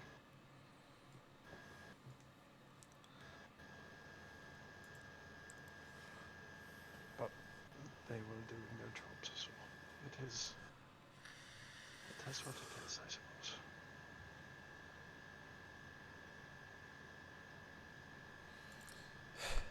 Well, regardless, we're here to put you on the ship and bring you to where you need to be. Thankfully, as we spoke to the Marines, that they have small landing craft that they can move to the southwestern inlet by foot and by carriage. That way they can put themselves into the water and make their way to the fleet while it's in quote-unquote docking, trying to lick its wounds and prepare for pushing back out. And then we're, of course, getting the Paladin ready to go, as they're preparing essentially modifications to the Bolt of Etheria to carry the 65 veterans to the fight at Macragge. Now, the question becomes, what do you want to do now? Because I imagine, as I can see your Aarakocran friend tapping on the table loudly, that he wants to go deal with the problem. I'm not sure if that's the greatest idea with what we have, as if we stretch ourselves too thin, we may wind up losing more than what we have.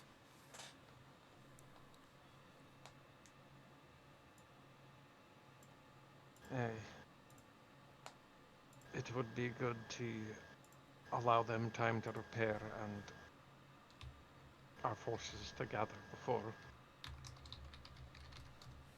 even attempting something like that without knowing exactly what we're facing. Comes to this mad king bastard. He'll get what's coming to him.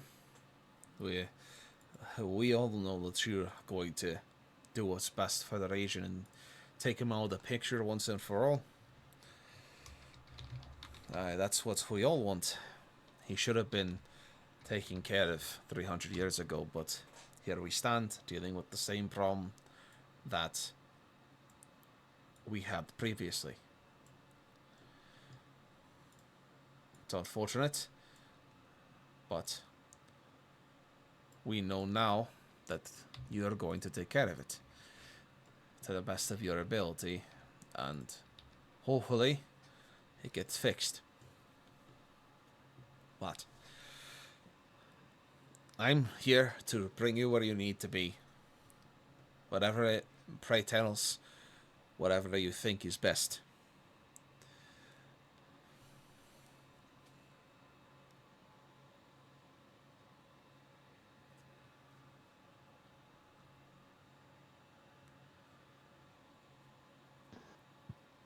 Um,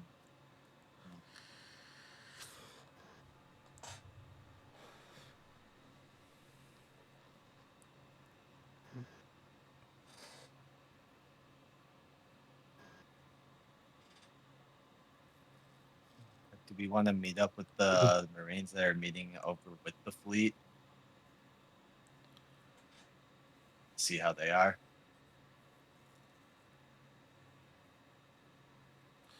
From what the Gnomish captain told you is that the Marines are motivated and ready to go.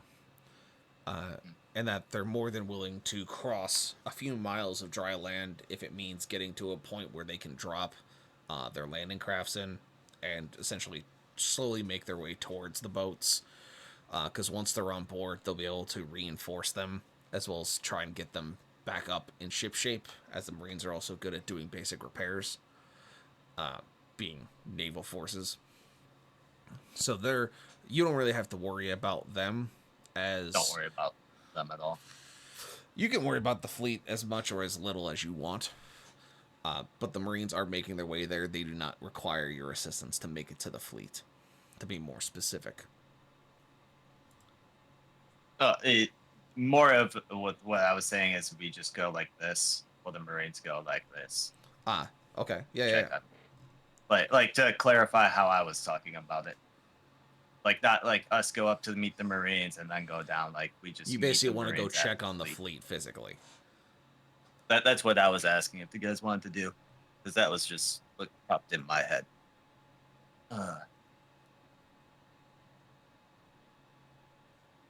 That or we could just start.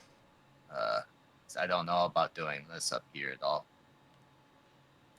As much as like my character also wants to go get some revenge, I feel like my character also doesn't want to do anything risky.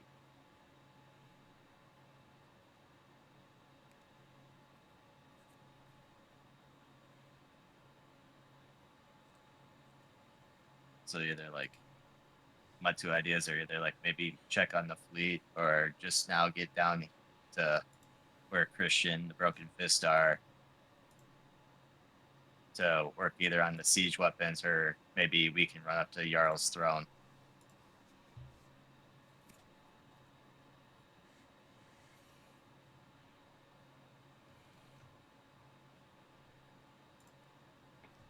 It's tossing ideas out there.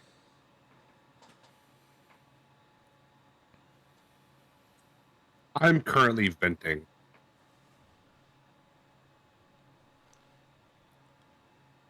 My boats!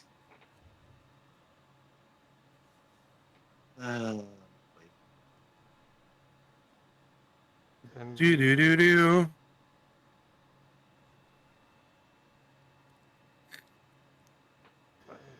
I think it would probably be best to rendezvous. If I could English, well, rendezvous isn't an English word, I guess, but still, rendezvous with the Albion fleet and then help them to meet up with the rest of the army after. Because they are going to be kind of necessary to transporting troops over.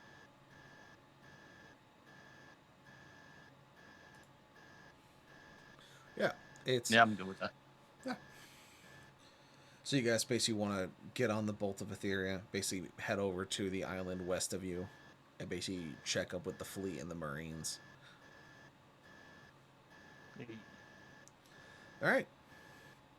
The Gnome captain agrees. He goes, well, if that's what you're going to do, then that's what we'll do. We'll get her right prepped and get some extra supplies on board in case we're not going to be making landfall for a minute. We will be requiring return transport from the fleet ships, or are you going to ride in towards Macragge with them? Because we could then, once we drop you off, head back to Slanted Keep to pick up the paladins and bring them towards the rest of the ground forces moving towards the Setlands.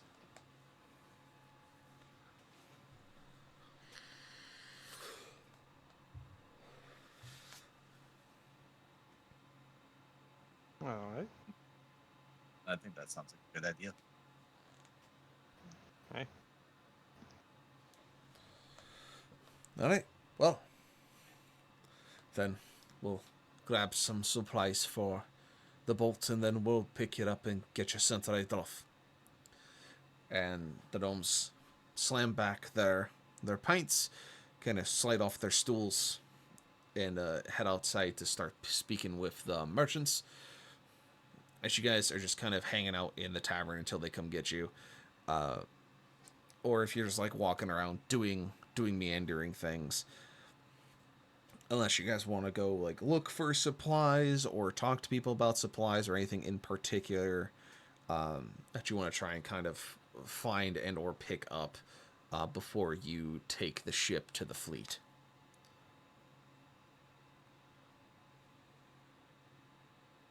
Coverall would probably look around to see if there's anywhere that he could source materials that would be useful for helping repair the fleet. You can see that Golden Fields has a very large woodland to its north and northeast as it runs along the coast that separates it from the Slanted Keep.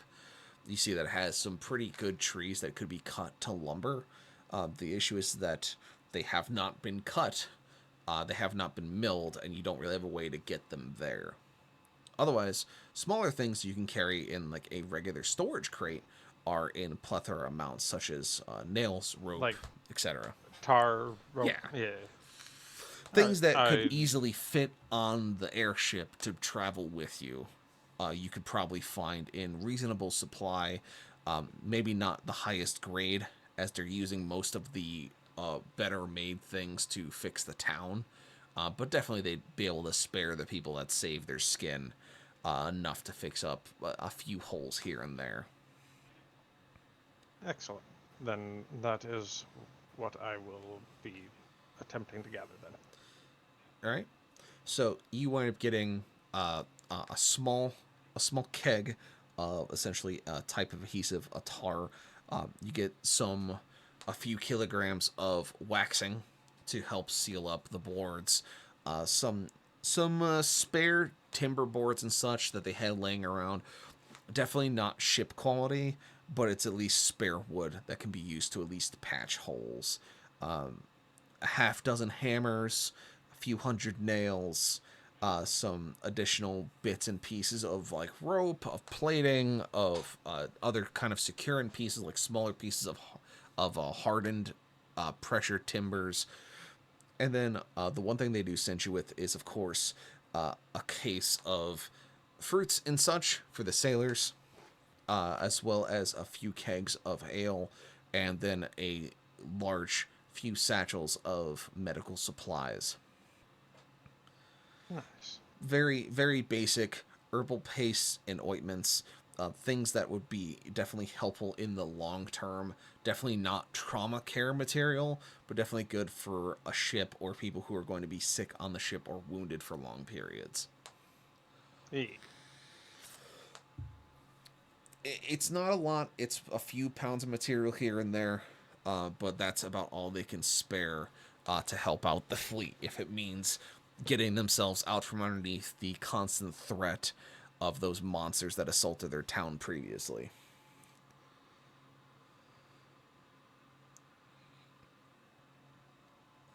All right. Every little bit helps. They load it onto the airship for you as the gnomes are getting regular supplies for their own usage. A strange looking crystals and metals and other things that they found here and there that they're either selling for goods or otherwise, as they just get the airship ready to go.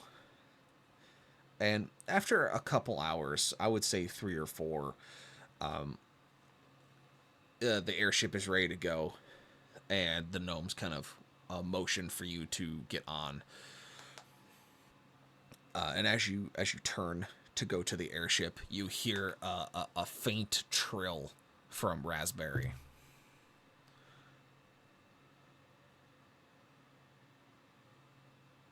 I would take some of the fruit and put it in his bucket and give it to him and pat him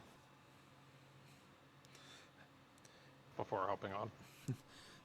He nudges your hand as he eats the fruit and begins walking southerly towards basically Broken Earth, the general area. And so you jump onto the airship, and after a few moments, the engines kick over, and it begins to lift off and fly you west. And so the Bolt of Etheria lands, getting you guys loaded off onto the small island that has been cleared of trees. As you can see, engineers coming down gangplanks, essentially cutting down what they can and trying to cut it into reasonable repair pieces for the boats themselves, whether it's mast poles or planks or boards or blocks, just trying to get materials of what they can to fix what's necessary. You see that the Marines have landed, as you see a dozen of these strange, large rowboats that essentially have metal covered noses that are essentially meant to be their versions of landing craft, have been landed and tied to large stumps along the shore so they don't just float off into the ocean. As they are milling around, helping out the shipmates and engineers as the best they can. As you can tell that they're active, as their uniforms are a completely different color than the Albion Navy. So they kind of stick out, and you see that they have mingled in with these sailors and are helping the best they can. You can, of course, hear conversations between the two of them as they're giving themselves good jabs, as the Marines have rolled up sleeves and are cutting down trees and cutting them into planks with hatchets and hand axes, and larger splitting mauls that the sailors have brought to shore. They're throwing ropes over the edge to pull up larger posts and other pieces, bailing out water from lower decks. You see this water coming out of the portholes and gun holes of the cruiser and some of the destroyers. And it's a pretty busy scene. The Bolt of Etheria lands, and the gnomes basically help you with some dollies unload the materials that you got from Broken Earth, or not Broken Earth, from Golden Fields to the sailor engineers. And as it kind of lands, you see Marines and sailors come close, kind of start pulling things together, thanking you for the material and shipping it over to the ships. As the gnomes kind of give you a salute, jump back onto the airship, pin the throttle, and fly off towards the slanted keep, leaving you in the capable hands of the Albion fleet and the Marine companies. And as a quick segue, thank you, Carson, for the 69 biddies. Her fun fact of the night is scorpions kill 3,300 people per year, making them one of the most deadly animals on the planet. Thank you, Carson.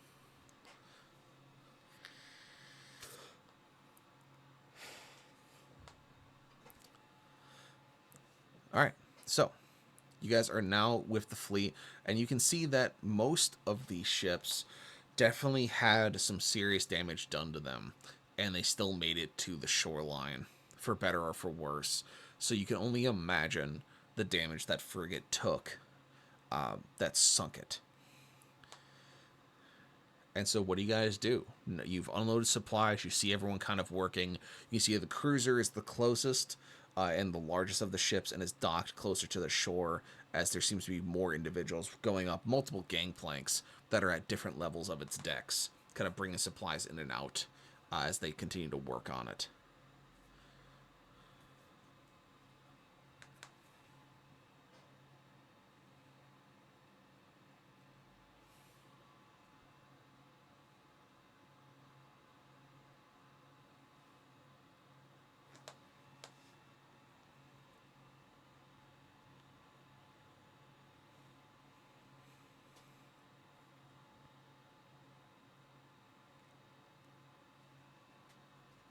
I really want to do something, but it's selfish as fuck, so I probably shouldn't.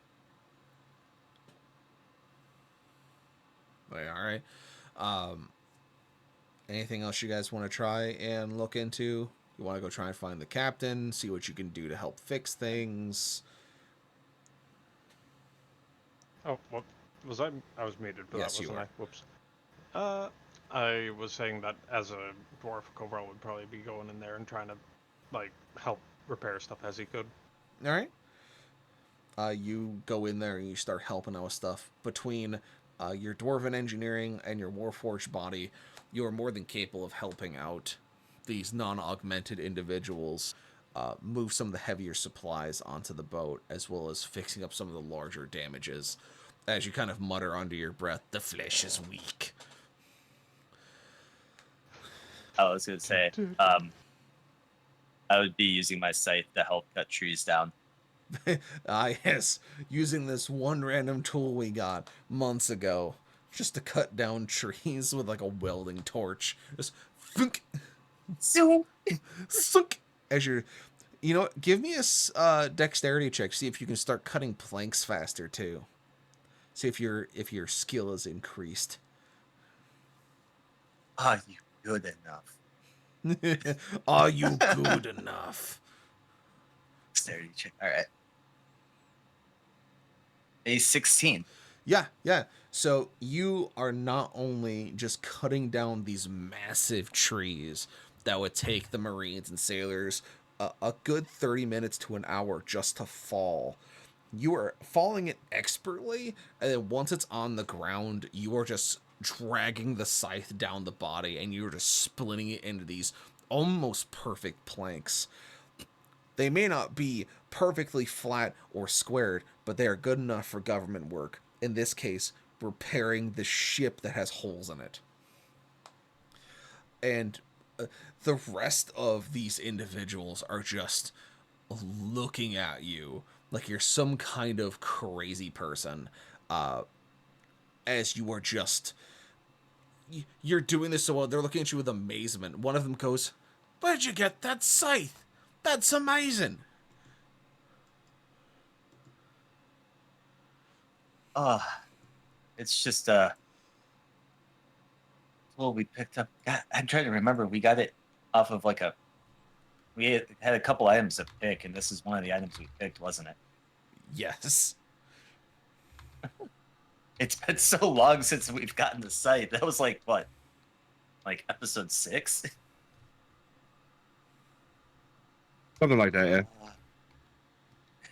It was pretty early on, yeah.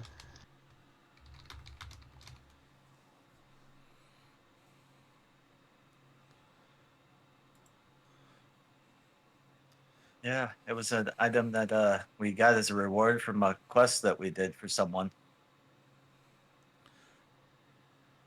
Just don't look at it too much, because it might blind you a little.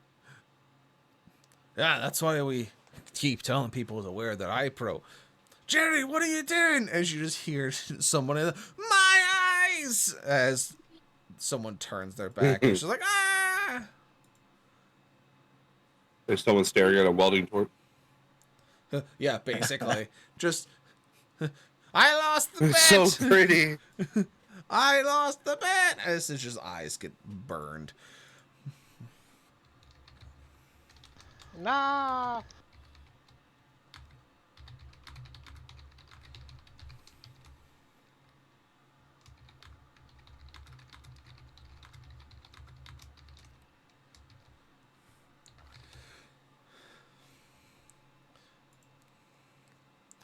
All right, It's really so come in use for. This reminds me of that.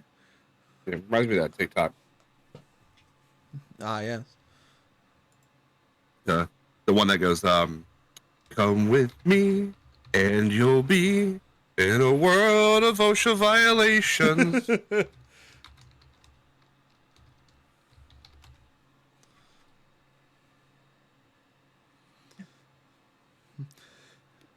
Well, so you're all taking kind of different approaches to what you see in front of you. Whether it's assisting, whether it's scouting things out, whether it's making sure everything is where it's supposed to be. etc. You guys can all see that Ray's just kind of been standing to the side, looking over everything, and you can see that just from his body language, he's becoming increasingly irritated.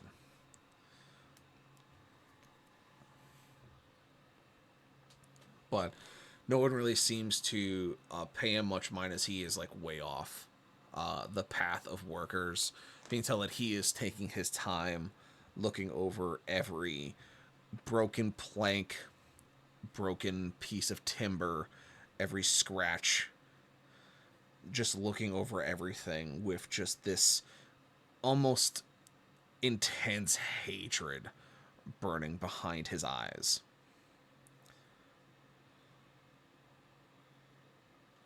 Also, thank you for the lurks, and if big appreciate.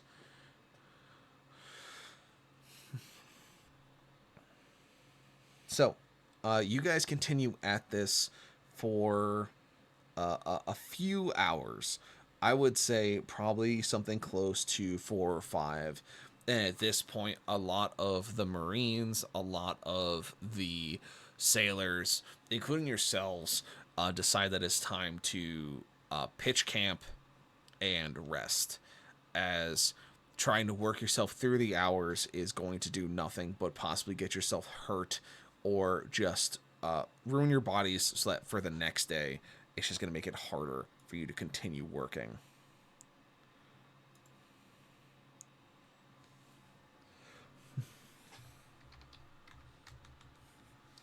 Hey, well, I suppose now's probably the best time to break out the fruit that we brought along, and the ale from the farmers as thanks to the fleet. Yeah, you break out the fruit and food and snacks and drink that they sent with you, sharing it amongst the sailors and Marines and such that are around. And you guys just kind of sit and relax and just watch over things.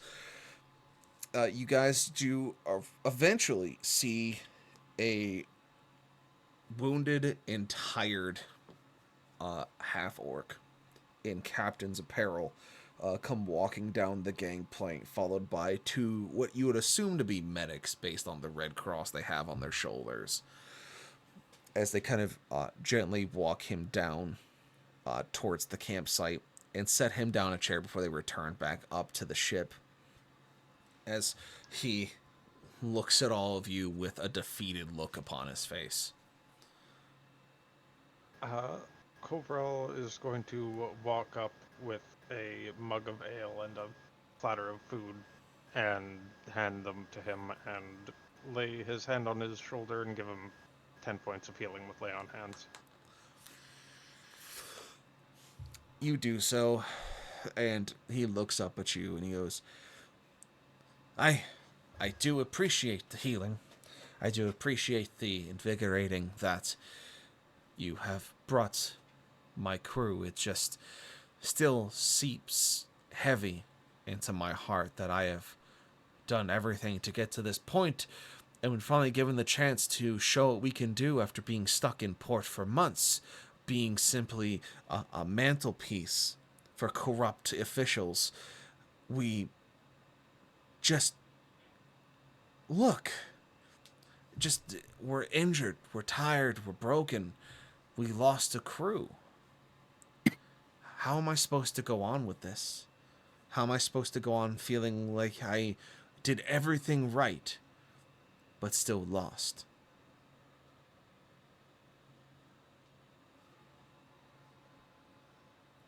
Well, when faced with superior firepower, which I motioned to the many holes in the ships, you clearly were, the only thing you can do.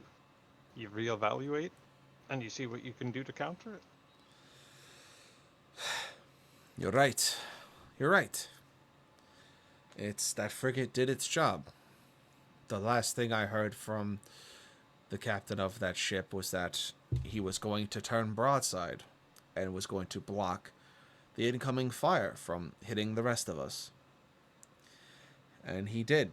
I saw him fire a few salvos out towards Blair Shore, and I saw a few of them take hits.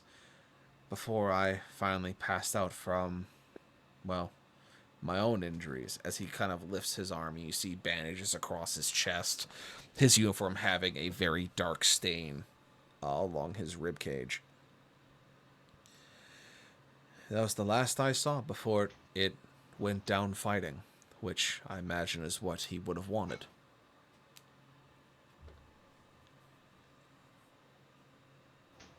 Hey, and their sacrifice will not be in vain. It will For not. the rest of you made it out, and now we can learn from it.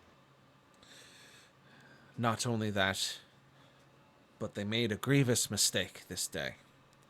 They underestimated me.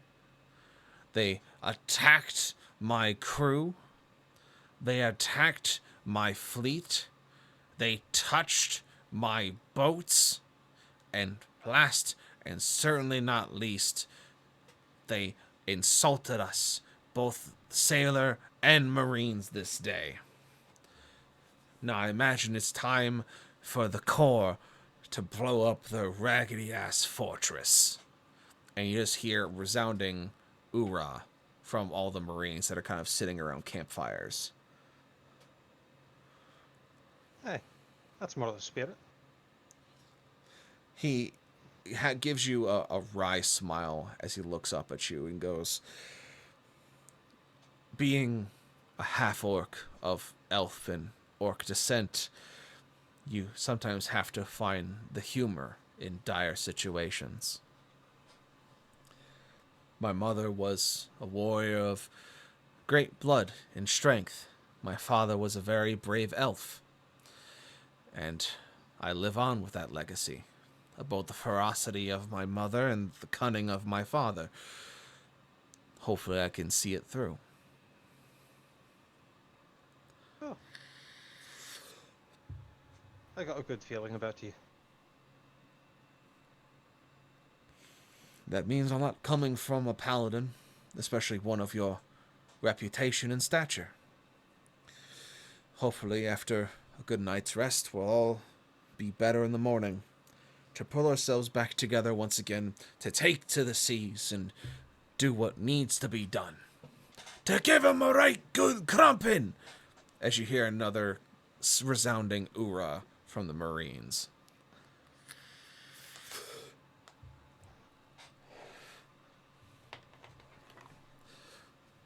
He kind of chuckles to himself as he kind of grips at his ribs and goes, well, don't stand here minding me. It's time for everyone to take a load off their legs. It's you all have been doing a lot of work for all of us, whether finding us, helping us, or giving us a reason to fight again.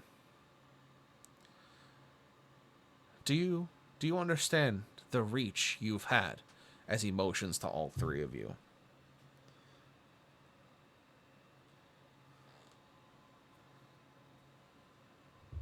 Perhaps not, but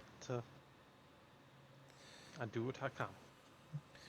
Well, I think it's before we head into our possibly final dawn, maybe it's time for you to realize the extent of your influence. He points over to one group of sailors. He goes, they all came from Blair Shore. The original inhabitants of it. They remember when you came through and stopped that rampaging orc maiden. They also remember the nacho cheese massacre a couple years later, but they remember you more for what you did to help secure their city, as well as the influence you had upon those that stood with you. They remember that compatriot you had, Nosh, getting absolutely smackered into the station wagon by the paladin you had with you, the large one. Hey, that was a time.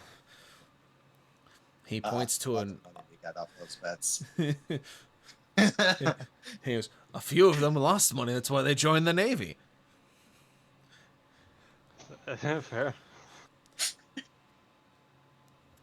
He points to three individuals. They all seem to look Darker sin, elvish in nature, just like very tan. And he points at me and goes, "You see them? 3 brothers. They came from Saint's Welcome.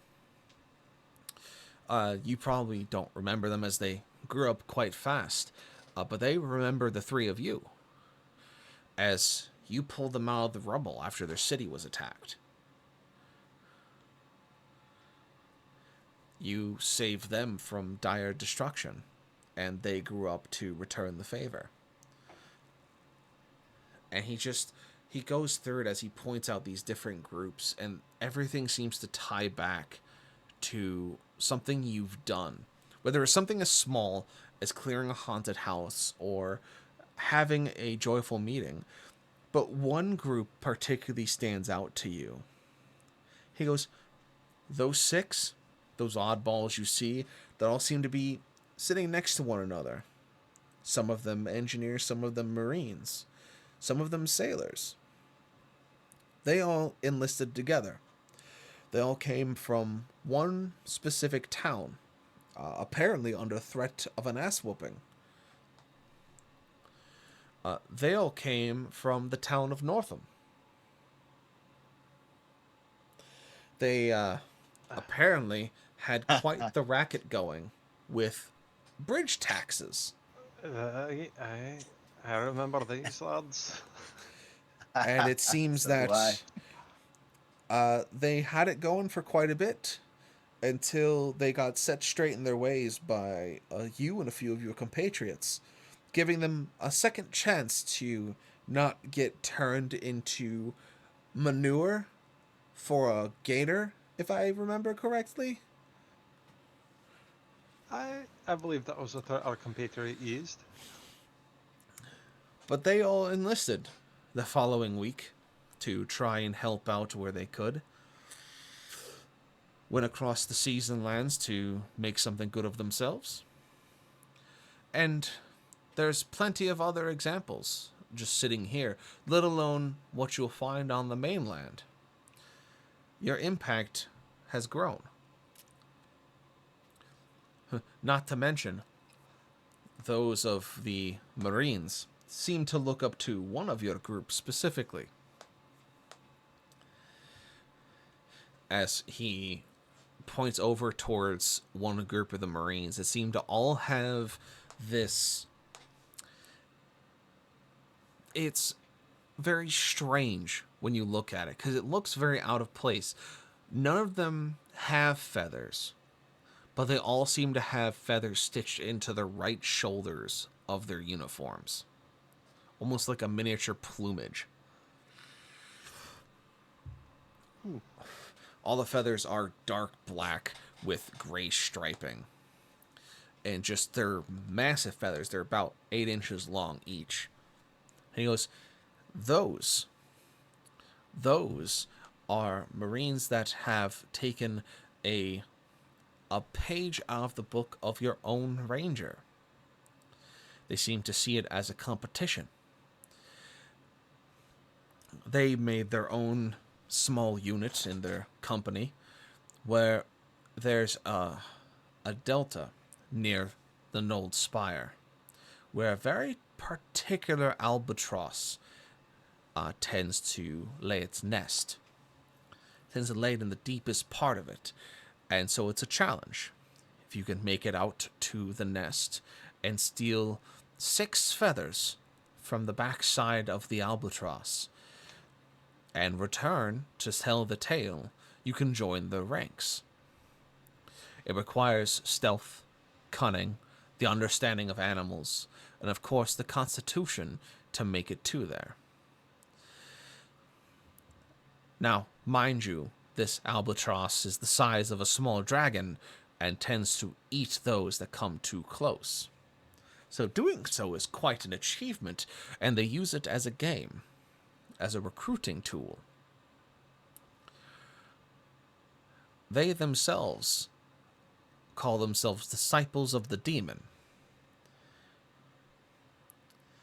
And only till recently did I find out that the reason they call themselves as such is that your compatriot is nicknamed as such in the lands far between.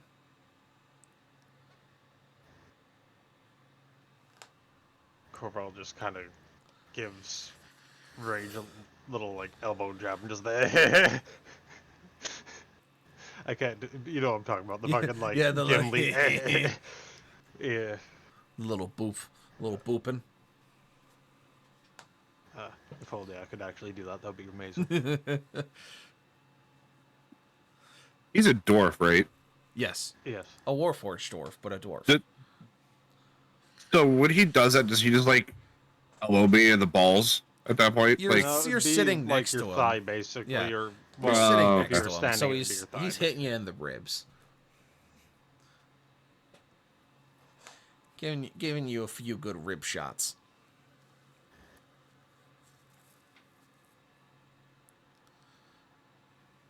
Got yourself a little following there, you do.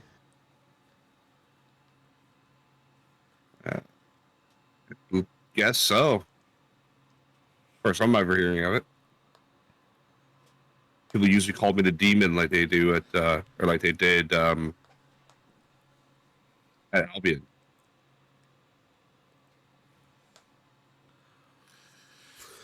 That was actually when we were able to put a face to the name. We've heard the tales of the demon for quite some time. Just we've never seen it.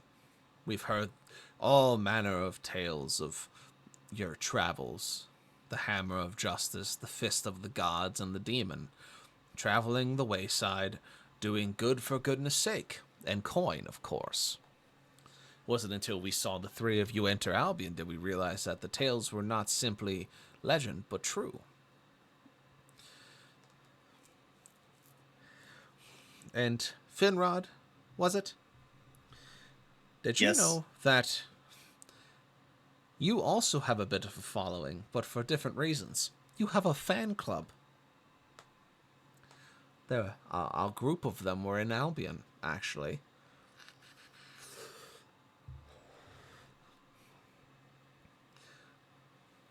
A fan club? Yeah, a group of individuals that think you're pretty neat, if I am to understand. They have tattoos that match yours. They actually have taken the design of the tattoo that's on your arm that lets you summon those tendrils and mimicked it. It's not magic, of course. It's more for decoration. But they've mimicked it as well. They've also taken the oaths of warrior monks. They even cast their own gauntlets that you wear out of steel and use it for training. Now, again, they don't work as well as the gauntlets you wear. They're more for symbolism. They use it to do sparring matches and lifting. And it's very much a, if he can do it, we can do it mentality. But you have definitely sparked a group of individuals to be more than themselves. As they see you as a high elf monk, you know, shuffling off the ties that bound you, picking up the gauntlets of the lion, and laying waste to the enemies of Etheria. You've all inspired groups to do different things. It's so amazing you haven't seen it till now. Even you, Kavral. It's just the sight of your hammer brings fear into mere criminals. The idea of you coming into the night and snatching away ne'er-do-wells and crumping them well with your many blunt instruments is a fear that's told into hearts of many. Your moral upstanding, even the tales of the Slanted Keep, speaking you of their highest first captain. It's... you have all made an impact. I don't know what you originally planned on doing when you first came here, or even how you got here in the first place, but I can say without a doubt that you have even been an inspiration to myself. That whatever you were before, you are no longer. You have definitely grown into something bigger than you ever thought possible. Take that as you will. Inspiration, prophecy, thoughts.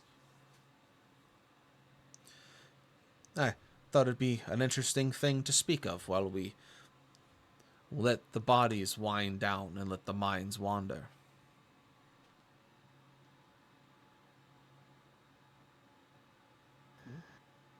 Well, your insight is very welcome. Yes. Well, I'm going to be shuffling myself off to a tent somewhere and lay this weary body down to rest. I plead you all do the same. We have quite a job to do in the morning. Aye, that we do.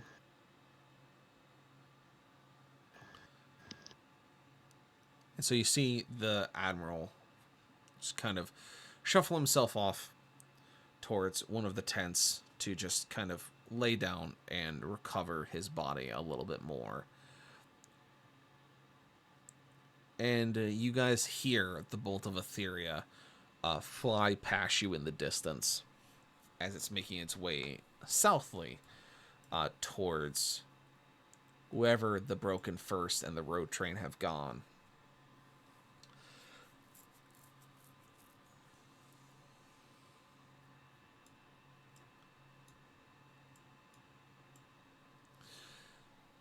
And so what do you guys do as the night kind of winds down and comes to a close?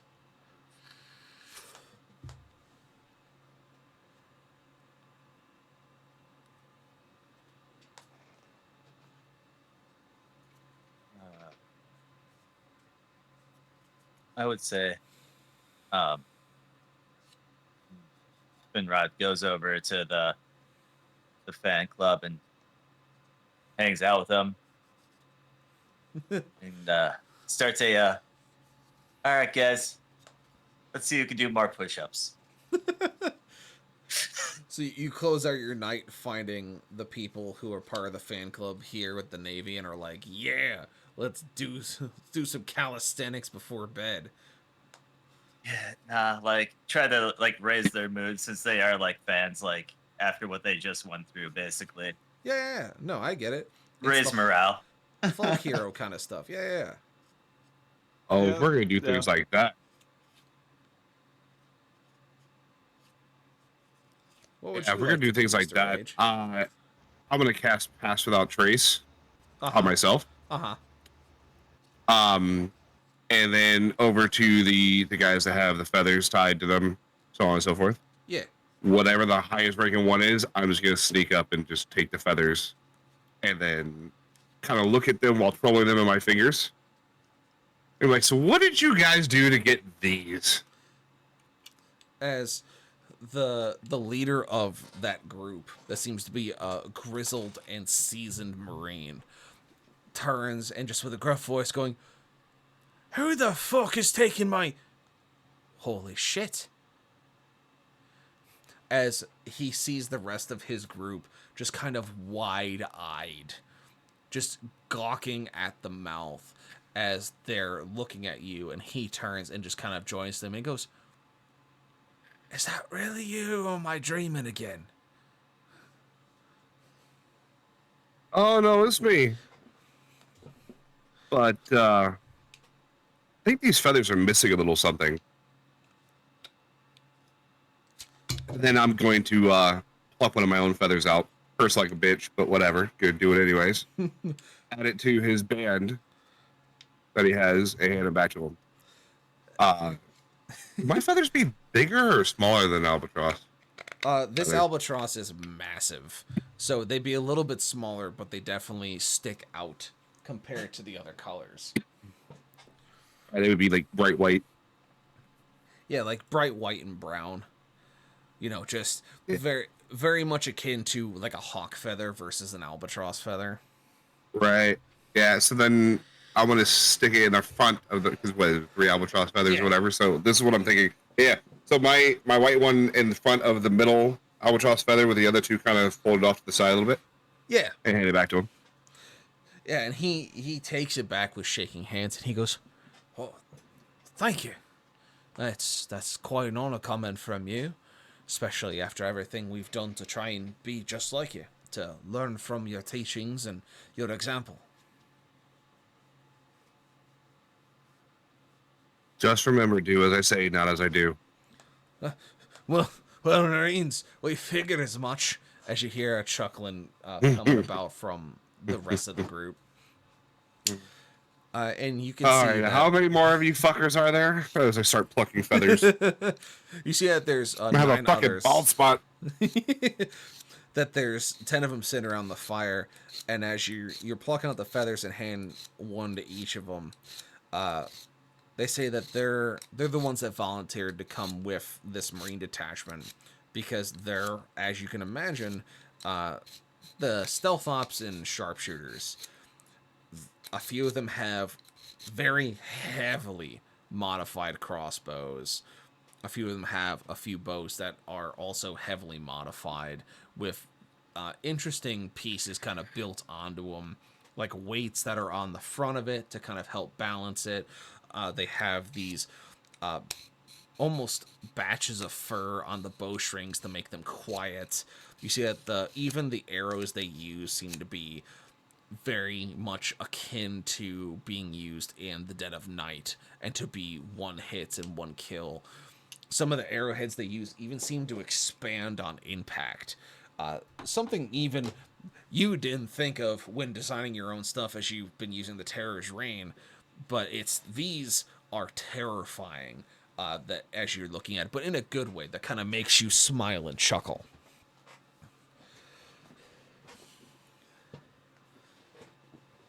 Oh, I might need to take one of those for my own personal quiver, if you don't mind.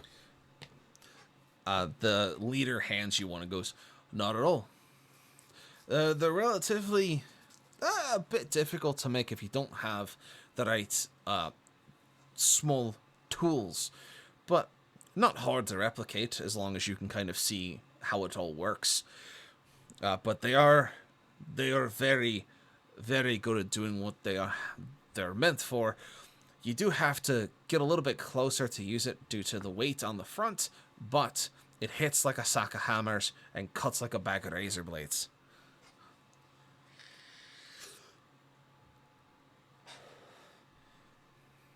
I might have to have an artificer take a look at these for me. It's always good to give back to the one that inspired it.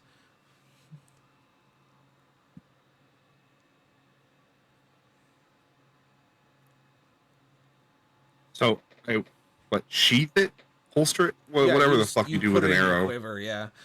Yeah, yeah.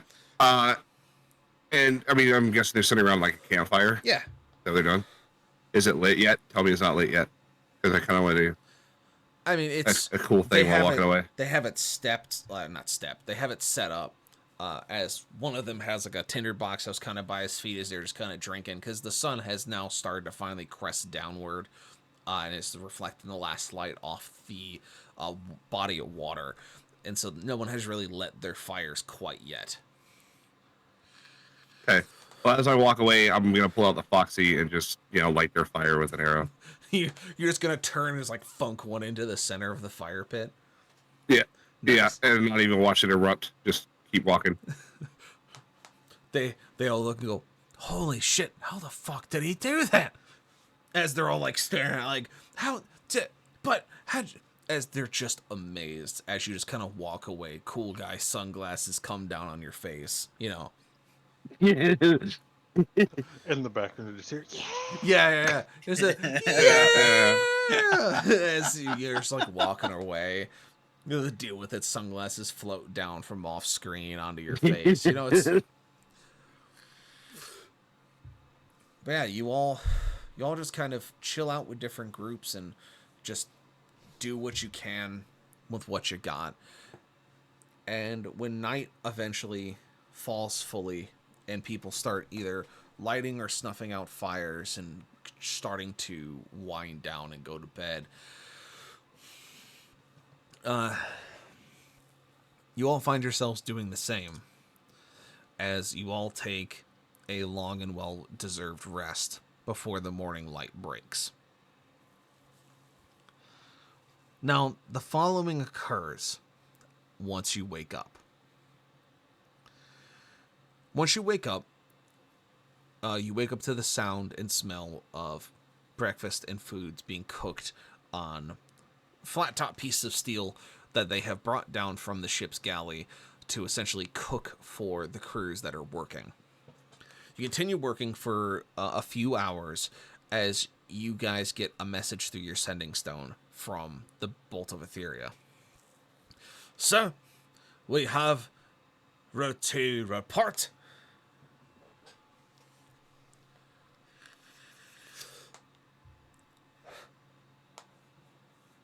All right.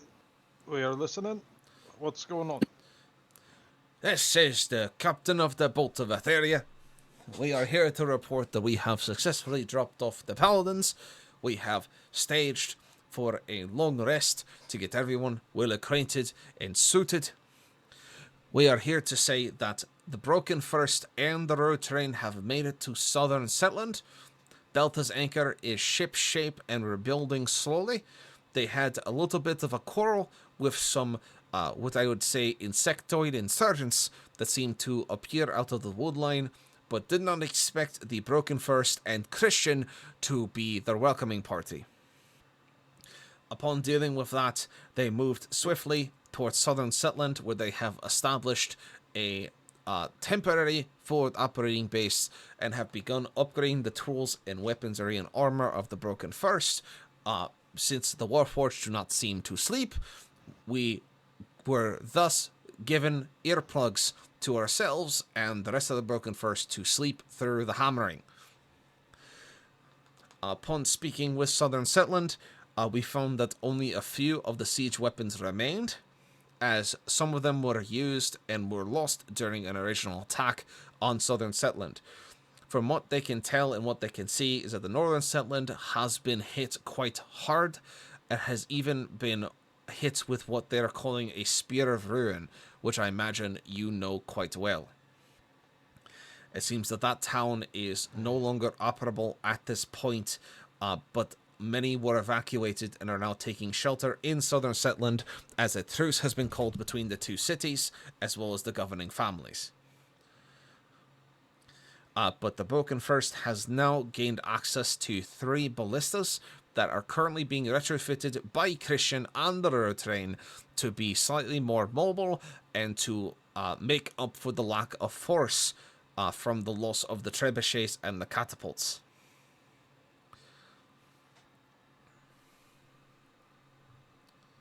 Oh, that is good news, at least.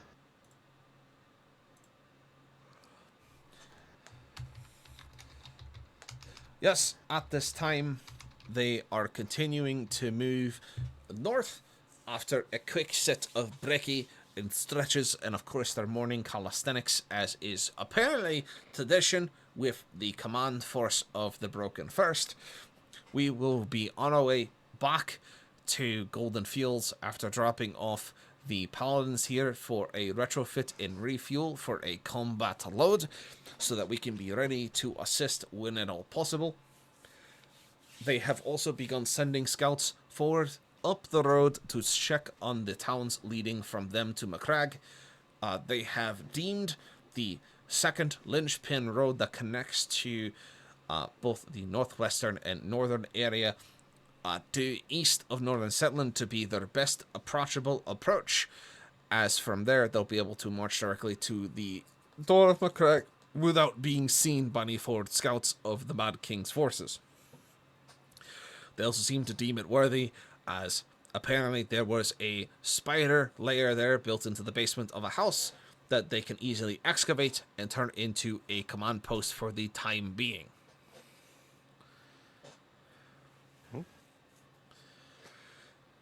It will most likely be a few hours until we get a report back from the scouts going towards Jarl's throne, as well as the ruins of the lion.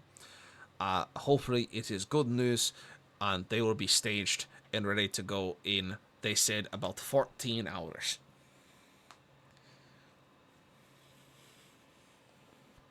Excellent.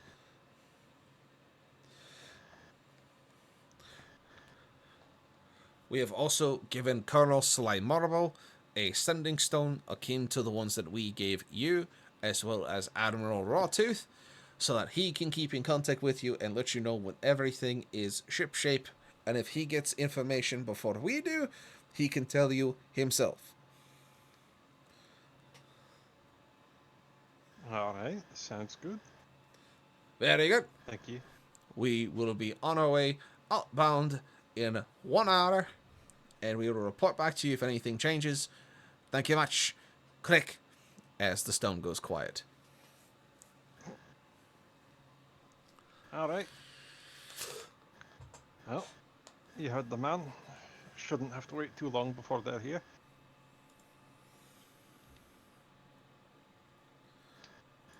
Let's do what we can to help the fleet before they get here, I guess.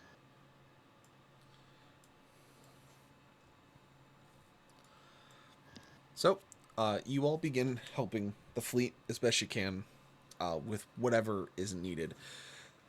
The Admiral has kind of pulled himself out of his bunk and has been directing and assisting where he can, though most of the sailors do not give him heavy loads. They do try to tell him that they can handle it, but he insists, even through his injuries, as he tries to take care of his own. You are seaworthy in about 3 to 4 hours of work, between Finra being able to fell larger trees to get additional planks that would definitely slow down the repair process, the supplies you brought, as well as the inspiration from all of you kind of helping and assisting where you can, with Rage being able to fly up to higher points to attach pension ropes, and Coverall with your higher strength being able to help move things and kind of help shift people's focus around. The ships all seem to be deemed seaworthy and combat ready in about 4 to 5 hours. During this time, you see the Bolt of Etheria flying past you towards Golden Fields and landing, as they are continuing to do retrofits and get themselves ready to go for the battle ahead.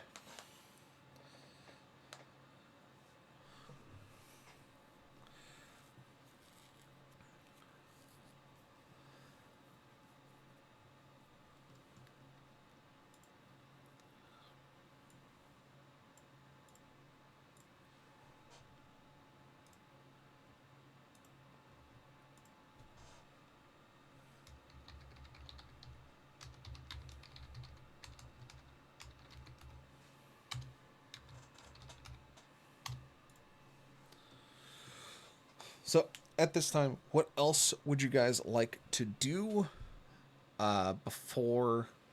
so, were you guys going to try and have the Bolt of Etheria pick you up and go back to Golden Fields, or were you going to be sailing in with the ships to a designated point?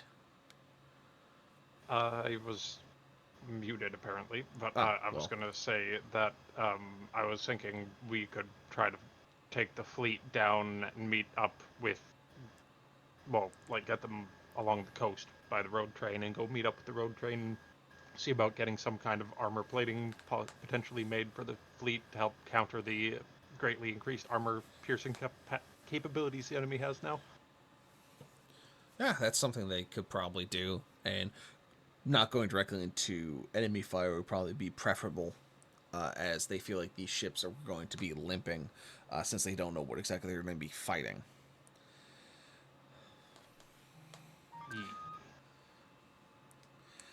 The Admiral kind of nods at you. It agrees to your plan, thinks that it's going to be best to just try and the more engineers, as well as with the road trim having the advanced builders and maintenance individuals from Far Reach, it will probably be better in the long run to have them take a look over the ships once more, if it means having a better understanding of what needs to be fixed and what needs to be adjusted before getting into thick of it. And so, after a bit, as long as... Does anyone else have anything they would like to do before you ship off?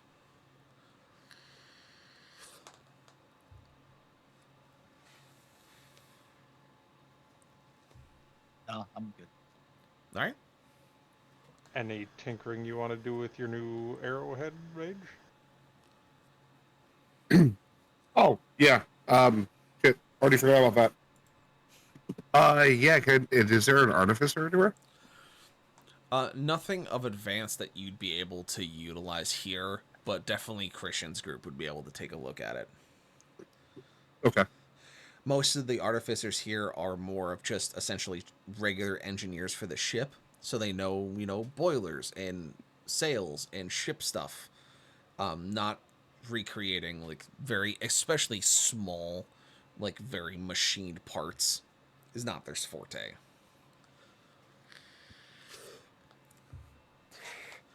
I mean, they tell you it can be Fair enough. done, that it's possible, but that they don't have the tools. I mean, I know it's possible it could be done. I'm holding it, but yeah. It's along the line more of like they can give you the drawings of it. They just can't make them. Mm. I mean, we'll just wait till we get the Christian. All right, Fair. Mr. Stealth, Mr. Finrod, anything to add? The really only thing I could think of is, well, the Bowl of Etheria is prepping as it is, so it probably won't set like sail like with us at the same time. I mean, it will probably fly down and meet you there, and would probably be there at the same time as you guys arrive. But from what the gnome captain was saying, as they're prepping the Bolt of Etheria for a combat load, so whatever that means, I'd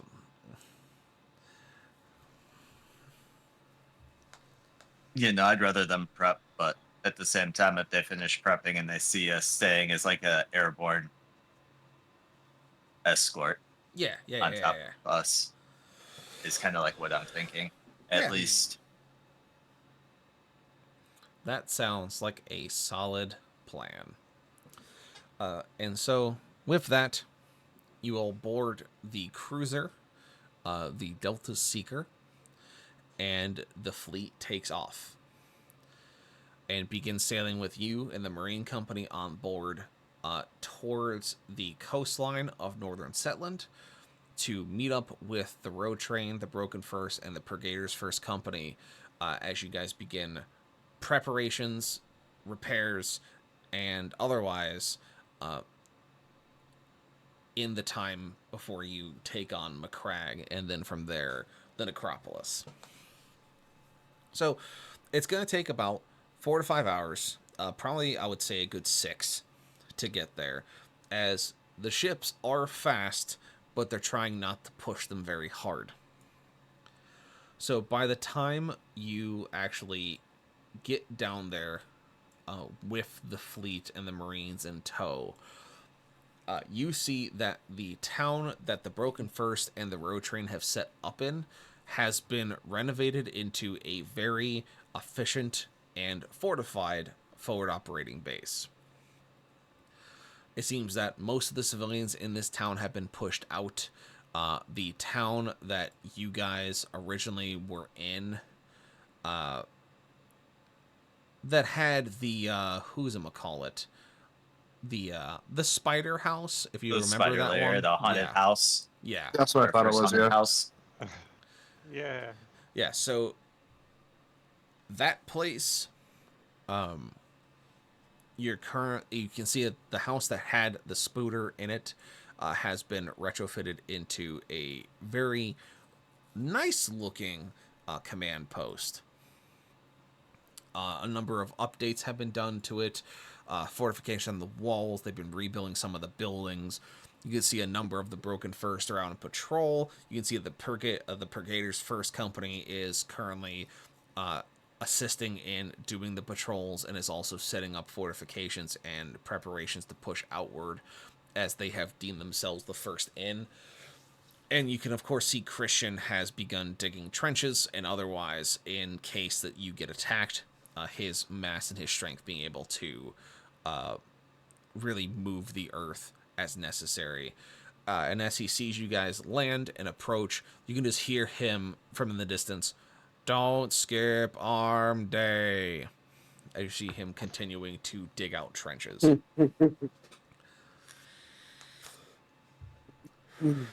Wise words. And so you guys walk into this buzzing forward operating post. I mean, currently you got 500 troopers from the Broken First. You got 65 paladins from the Purgators. You have the 5 ships of the fleet. You have the 140 veterans from the Marine Company. You have the squad of 8 pariah Warforged that are being attached to you guys, as well as the other 40 or 50 Warforged that are working as smithies and artificers. You have Christian. You have the Bolt of Etheria that has come up behind you, as it looks like it has had a completely, like, makeover. Its weaponry have been completely updated. It seems that it is now ready to take on whatever is thrown at it. Everyone has just kind of entered this operating base, and it's just kind of mingling around. As you can see, multiple tents have been popped up. You see that the road train's been pulled inside, has made like a large C shape around the center. As you can see, the Warforged are going out, collecting materials, bringing them back, and working on them. It is a very busy place to be in, as a forward operating base should be. And you see that most of the Warforged have kind of, if they're not doing something with their shops, with their smithies, have stopped what they're doing and have gone and pulled materials towards the fleet as they begin meeting up with the engineers and start trying to fix up the ships more so to get them fully back up to spec, so to speak. But as you enter it, you see the captain of the first company of the Purgators. You see, of course, the colonel is there, as well as with the captain, the sergeant, and the chaplain. You of course, saw Christian. You saw the elder Warforged, as well as the squad of pariahs. You have the Marine Company commanders, as well as Admiral Rawtooth, all in the central building. Well, Christian's outside, because he doesn't fit. But everyone else is inside the central building. Yeah. As they're all standing around a table with a map of Macragge.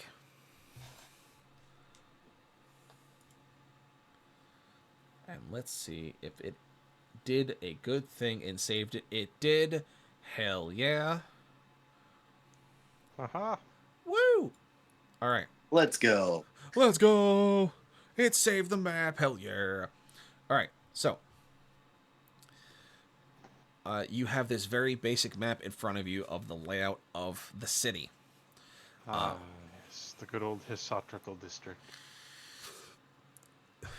Listen, whoever wrote the map is not good at wording, and you can jump off a short pier. You know, I like that over historical, to be honest. So I'm not actually upset. I forgot about that. Historical district, don't worry about it. Yeah, It's about a histocracy. It's the area of history for esoteric information. The Exactly. historical- Jesus Christ. And it's like, you have Baldur's Gate, Gulliman's Wake, Histoterical District, and then the South District. Yeah, you know. It's the district of the South. Whoever named them was like, fuck it. We got a bunch of cool names for everything else. It's fine.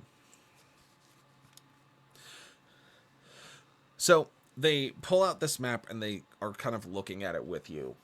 And they're saying, this doesn't encompass the land around it. We know that the city itself is about half a kilometer wide and half a kilometer tall at its biggest. That's a lot of ground to cover with how dense Macragge was. And you remember how dense the city was before you left. And before it was under siege. How you have just been rebuilding it and repurposing all these areas for residential, for commercial, for traders, for smithies, for artisans, for artificers, for everything. As you've been turning it into a beacon and rebuilding it from what it was when it was destroyed during your first day on the job. And you know that in the dead center of the city is the Silverthorn Keep, the place where you had made your home for a good year and some change, again, before the Mad King came and attacked it. And that itself was also a massive fortress that had a number of people coming in, including refugees from this place called the Vale. They said they had sailed from the west and had come to Etheria, which struck you as odd and struck Thurlby as odder, which was something you didn't want to unpack with him as he was kind of staring in horror. So you're all very familiar with the layout of the city. The soldiers that you were going to be leading are not. And so you guys just start kind of giving what information you can. They talk about weak points, they talk about areas of approach. And unfortunately, at every turn, because you guys had the same thoughts, you kind of shoot down their ideas. You're like, oh no, we reinforced that. Oh no, we bought more stuff to fix that. Oh no, we told the soldiers to make that no longer a problem. Oh yeah, we had Thurlby, this crazy artificer, make landmine launchers. Yeah, so that's a thing we have to worry about. And the soldiers getting more and more discouraged as you're just kind of like, yeah, those counters are already in place. As they're like, how did you lose this fucking place in the first time? They had lots of portals. They portaled in. We didn't expect it. The anti-magic dome wasn't built yet.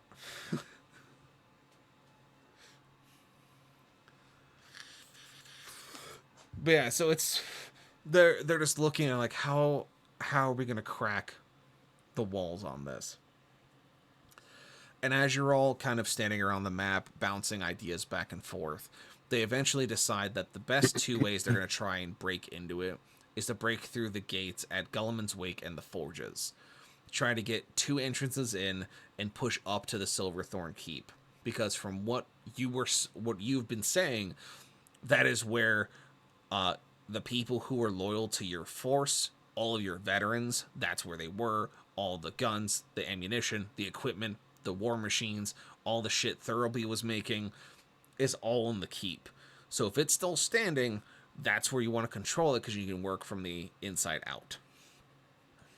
And Yes. that's kind of the base plan they're going for. But you know, it's densely packed. There isn't a lot of movement. And once you're inside the city, it's going to be very close quarters and a lot of bad times. Which apparently the Brigaders think is the greatest news they've ever heard. Because they're crazy. I mean, it is their specialty. It is their specialty.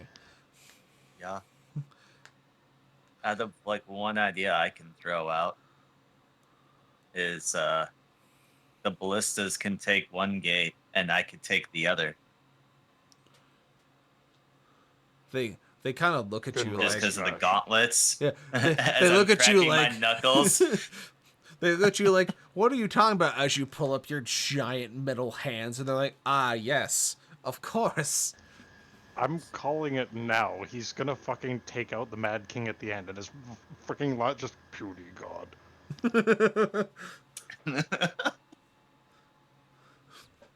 And they also go, well, we may not need to have the ballistas fire on the gate specifically, because we have Christian. And you see, like, Christian is, like, crouched down outside, looking through the window like, I am also here.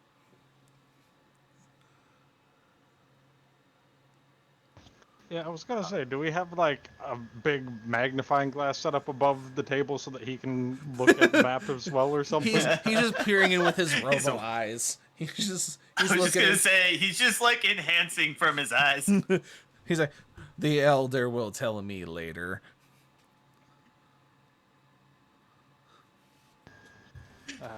Fair, I guess. And so, from what they're basically talking about, for the most part, is I'm going to draw some arrows so you understand kind of what they're getting at. Here is that marker, huzzah. They want to have one force. No, I don't want to. Fucking you piece of garbage. You piece of garbage. I want the red arrows. That's close enough. There we go. They want to have one force hit there. And they want to have a second force hit here. And they essentially want forces to converge on Silverthorn Keep. As they're kind of going over who is going to be where and with what, they think that the left side, I'm going to type this out so that it doesn't look as goofy, is going to be Christian ballistas. Christian ballistas and the broken first hitting that side. Most dangerous kind of ballistas. Yeah. Yeah. On the right side, it's gonna be type. The I swear to God, I swear to Great Us and the Jehoshaphat. Predators. There you go. There, that's typing down here. The team, the Purgators. You're also gonna have your pariah. Fucking type. Owlbear. We're gonna have this talk, and we're gonna not like it. The pariahs, as well as some of the Marines that are going to be essentially your advanced force. They're just going to basically back you up for numbers. Just because you're going to have essentially 500 dudes on your left, they want to make sure that you have at least a decent amount with you on the right. Yep, that checks out. And then they say, we still have the fleet and the leftover Marines and combats as well as the bolts of Etheria. They're like, where do you guys want them to go?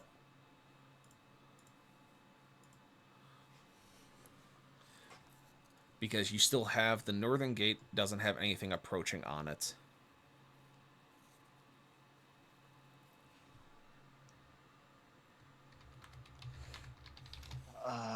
Then They could kind of circle around the north and harass them to take some of the forces away from the southern district. That would definitely be helpful. yeah, I mean, if we do have them go that way, I guess we should just make sure the plating is all on the right side of the ships. Well, that would be more the left side if it's going around the way the. Oh, but Blair Shore is where that firing was coming from. True. That is But- why I'm saying the right side. I guess both sides would probably be better. Well, yeah, which long is as probably they're what they already plated have up. going.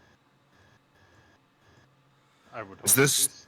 Us? Yeah, Hey. you guys. Yeah, the team is us. The A squad? Wait, what? No. We're not that good. I'm just making sure. Like, Yeah. that's the only reason why I'm clarifying what I'm saying. Well, with the Navy, they guess. should be able to fire shots into the town if necessary, or into the fortress to try and break down battlements or otherwise. If the Warforged are able to work on their cannons a bit, it should make it a little bit more accurate so they can take out some of the towers and break some of the bigger things that could be causing you issues. But the Bolt of Etheria would be more than happy able to just like circle the fortress and basically fire down at anything that seems to be a problem. Essentially, we're going to have like an AC-130 on standby. Yeah, exactly. That's what. Angel death. Yeah, essentially, you're. Go ahead. Yeah, that's basically what the Bolt of Etheria is going to be good at this point, because they're not fast enough to do strafing runs, as the captain kind of tells you, is that the ship's not that fast where they could do like drop in, drop out kind of pop up, pop down attacks. But if they're able to increase the plating around the engines and the ballast, they should be able to just circle and rain down magical fire down on hard targets. Okay. Basically, just help you out when necessary, just to make sure that things don't go sideways. Or if you do get caught with, I don't know, a bunch of like juggernauts running at you, they can fire the ground artillery at them to soften them up.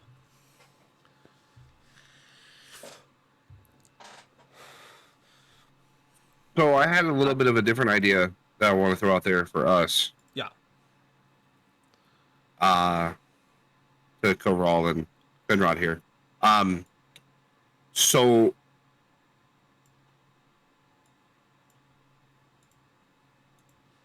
oh, okay. I was like, what are you drawing over there now? So since literally everything here is gonna be, I guess, attacked, fortified, whatever, there's gonna be people around there. If what if we three try to sneak over the wall or through the wall on this side, and that way we have people inside the fortress in case that's needed as well? If that made any sense whatsoever. I mean, sneaking's not my strong suit. I was I gonna mean, say, when and the city is we being need me to fired break upon by everything. Yeah, yeah, you can use your fucking hammer to break through the wall at that point. Well, I'm saying though, we need me though to break the gates at the forges, or his hammer, because there's the no one there captain to of the like actually Brigaders like. looks at you and goes, "I think we'll manage." As he pulls up what looks to be a thunder hammer, and he Well, goes, there goes "I think that. we'll manage breaking a gate. If we don't break it, we'll make a lot of noise."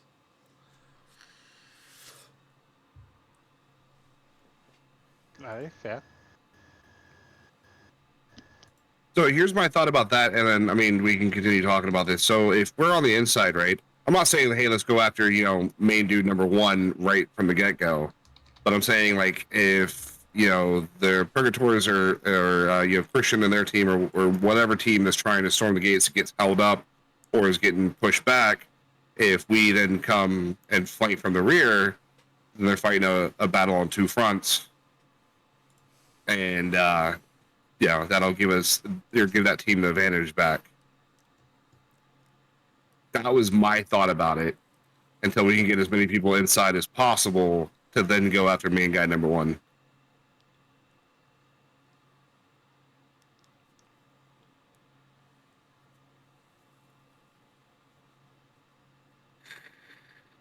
What do you think? Like, I'm bouncing all ideas at this point. I'm not saying that that's something we should do. Just...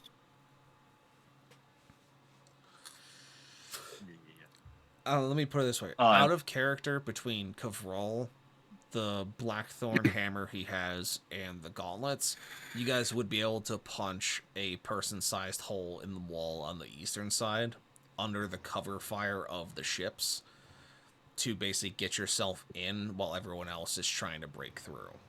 If that's what you entail, so that you can give yourself essentially some kind of cover under fire or distraction or whatever you want to call it. And I do have Pass Without Trace, so we can up our stealth by plus 10 to get in there as well. I mean, that was like another idea I was like slightly having going through my head, but I didn't think there was enough forces until he just said they could possibly knock that gate down too. Right. I mean, even if that wasn't the case, we could have come in, fought people too, and then get made to the gate to just open it. But just like open this gate and then go around. Or even go around then open the gate. Whatever. I mean, it doesn't matter. Yeah. As long as the gate can be opened. I just think having people on the inside to flank to the point where it's a surprise would be beneficial. And when you drew like out of character, when he drew this green line, I thought this was the boats circling because of like I thought like, and which is like why I said like half of what I said. Well, and then when he wrote all the Etheria like patrol, I was like, oh. If we look back at where Macragge is, it does have water access, but not that kind of water access.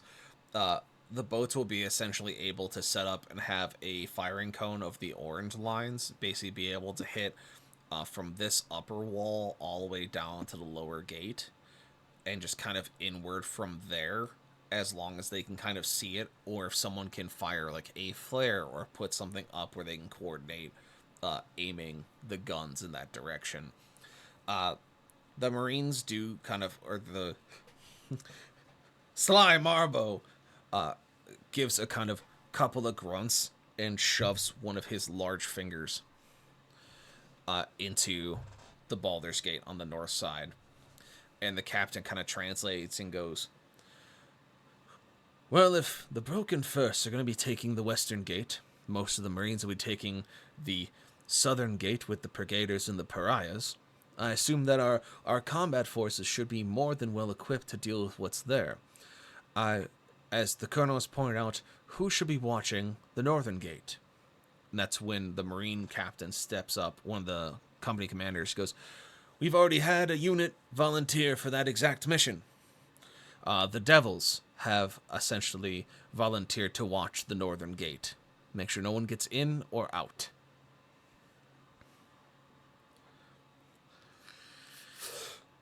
They apparently said they wanted to have a quote-unquote competition with their idol. A who's the better killer competition.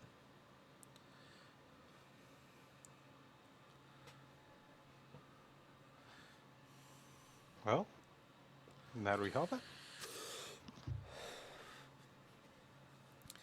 The Brigader captain looks over everything, sees like where you want to approach, the covering fire that the ships will be able to give, that the admiral has marked out, the patrol path of the Bolt of Etheria. They'll be able to give fire support, what fire support they're going to have from their own troopers. The Brigaders are going to be taking the front gate and breaking the line. And it seems like everything is going to work really well.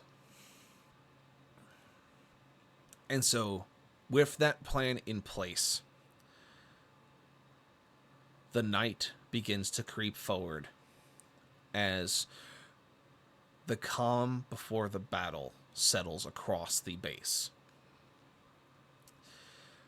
The Broken First continue to shuffle through the different workshops of the Far-Reach Warsworn. Basically going and getting their equipment, getting everything kind of put together and pieced-wise. Weapons and armor upgraded and handed out.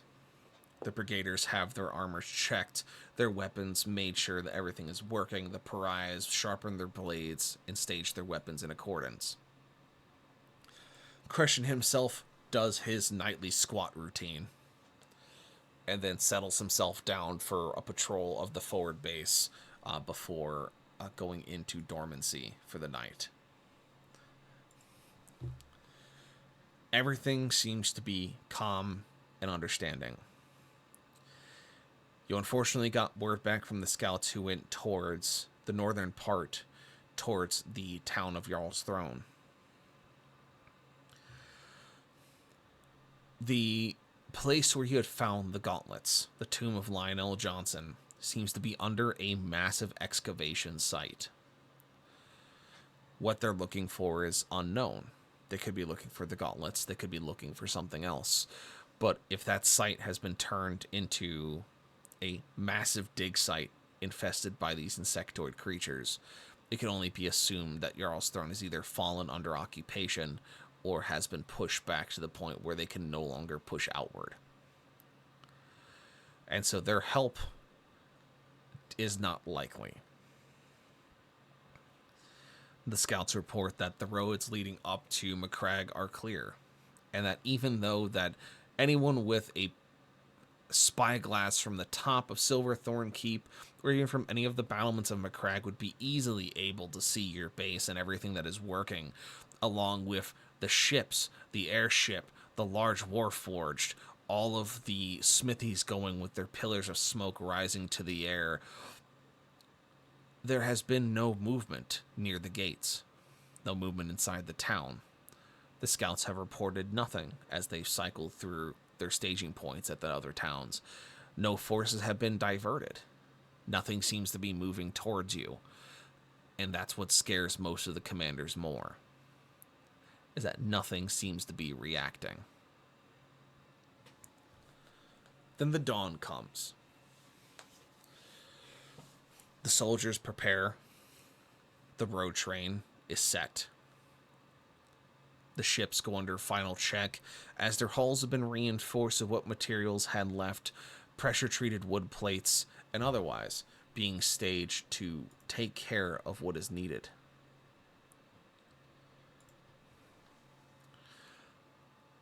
You see, the ships are loading their guns and teaching their gunners The Marines have staged themselves ready to go, their landing crafts pushed to the side as they prepare themselves for a muck.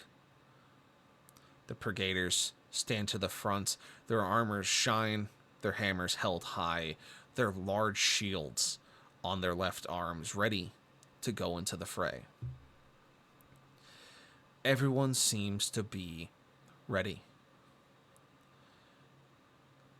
The Devils have been dispatched to go and take the northern gate. The bolt of Etheria's engines kick over. The fleet begins to move. Then the march starts. A force unseen in these lands for years, decades, possibly even centuries, since the fall of the first Mad King. A force of this size has not been seen. Some 800 soldiers march down these small roads together as one unit, being led by 65 paladins that were before today seen as myth and legend, with more being trained and armed at the Slanted Keep. The Marines here are but a chunk of the detachment that came from the Nold Spire, but they seem armed to the teeth and ready to take back what was stolen. The Broken First seem eager to prove themselves, their new weapons and armor slanted across their bodies, ready to charge into the fray, to right a wrong, to save the innocent. Even Christian and the pariahs seem to be in motion, in rhythm, in perfect synchrony, as the thumping of metal in boots shakes the ground in perfect unison, until you're about a kilometer away from a crag. The familiar sight of the walls and smokestacks fills you with both glee and a somber feeling of unease, as you've helped rebuild this fortress city to be nigh impenetrable, as you wanted to rebuild it into a sanctuary for all who found themselves underneath the threats of this Mad King, unbeknownst that you were giving him access to it the whole time. And you are here to right that wrong, to fix and take back what was stolen, your friends, your home, everything you've built. The units split up, formations begin moving. The ballistas, the Broken First, and Christian take their approach on the left side. The ballistas arm themselves and aim, being modified to fire multiple bolts at once, getting ready to fire into the door to crack it, or at least crack into the stone if there seems to be resistance. The Brigaders take their front position along with the pariahs, the Marines behind them, just enough space that if something is to fall, that it doesn't take everyone out at once. The Navy slowly shifts itself into position. Sails at a full draw, simply going by oar and breeze alone, trying to make the least amount of movement to keep a close silhouette, as you can see all of their gun ports open. Small silhouettes of scurrying sailors between all the guns. You know the Devils have taken their position, though you do not see them, which is what you want. The bolt of Etheria hovers a couple kilometers behind you, waiting for the signal to begin its approach. And yet, you see no movement, no guns, no fire, no soldiers.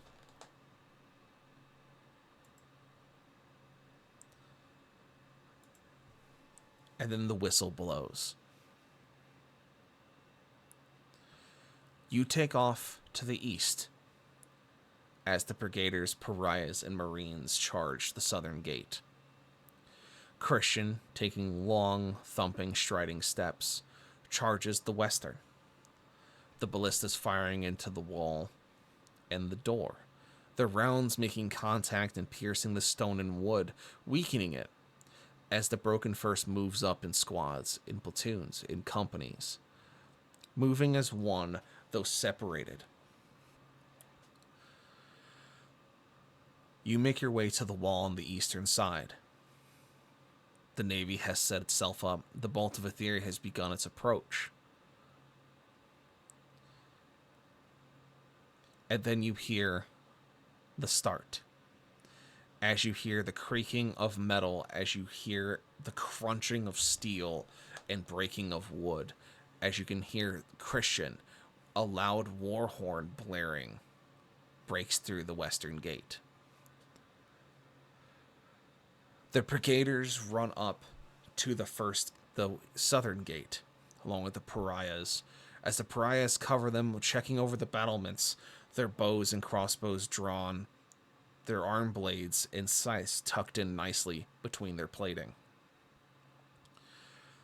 To brigaders, as one of their squads step forward, 10 of them with the captain, flick switches on their hammers, lightning beginning to arc, as they all cast a thunderous smite upon the door, sending it into splinters into the town, opening up the gateway to the south.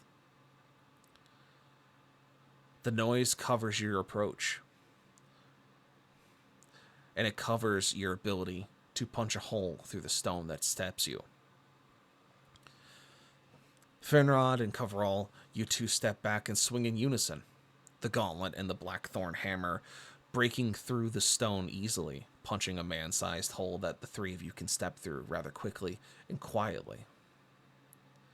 The passive Outrace being cast by Rage allows you to take quiet steps through the broken rubble as you peer in and you see nothing. No soldiers, no carnage, just empty buildings. Your sending stone vibrates as you hear the captain of the Bolt of Etheria call down to you. Sir, we're not seeing anything down there. There's none of those black-clad insectoids for the eye to see. Are you sure they occupied the space? We're continuing to circle to make sure nothing comes in. But be wary. As you hear another crackle of a voice come from Sly Marbo, as a couple of grunts and a far-off translation of, "There's no one here. We expected a fight." The brigadier captain calls in, saying, "Southern Gate has been breached. Moving in to secure the street. No contact." Even the admiral calls in and goes, "We're not taking fire from anything. We have eyes on the towers. No motion." Everything continues moving, quickly and quietly.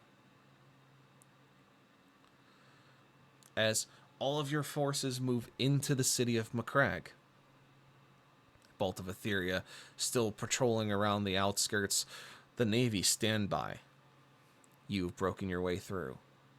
And it's simple enough for you to find your way quietly and swiftly towards Blackthorn Keep, or Silverthorn Keep. Your old home, your old base. The military forces that you brought with you have slowly kind of trickled in and have started building up barricades and such and sweeping buildings, starting from Silverthorn Keep out. The brigaders looking for a fight are sweeping through with much vigor. The pariahs stay close to you at the keep itself in case you need help. The Marines continue sweeping through the buildings, as is their training, being used to the close quarters of ships. The Broken First takes the Hisso Trickle district, moving up to the Northern District and then to the Baldur's Gate as well. They're sweeping through buildings and common areas, and it's like everyone was just taken in a flash. They're calling back saying that they're just finding items dropped on the ground. But no fire, no smoke, no soot. No struggle. Just as if things just fell wherever they were. You get the same report from the brigaders and the Marines. They're finding food left on tables. They're finding baskets dropped outside of homes. The food in them having gone bad since this all started.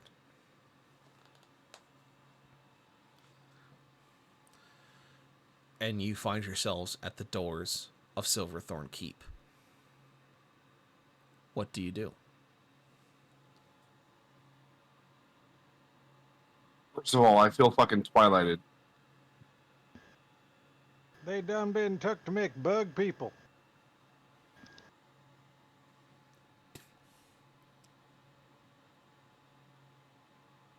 She. Oh.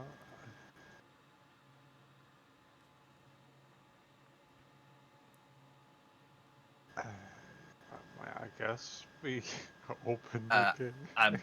I was gonna say I want to go in to the keep. Yeah. You push open the doors. A locking bar wasn't even placed on it. It just swings open with as little effort as you remember. The hinge is always kept up to snuff by Thurlby. Though they squeak a bit more than last time you were here, they open without effort as you see the layout of your keep laid in front of you. Though inside the keep is a different story than outside. Here you can see a number of things that have been dropped by individuals. You can see the same thing. Backpacks and baskets, papers and books, just dropped wherever the people were standing. You can see medical bottles shattered on the floor in the infirmary. You can see plates of food left at the mess tables. You can see old roasts dried out on the counter in the kitchen. You can smell just the staleness of the air until a certain familiar smell catches your nose. Smell of copper. Just a twinge of it on the air that makes your nose wrinkle if you have one. But it catches your attention and it draws you further into the keep, towards the center, where you had the large fireplace and chimney that went up to the ceiling.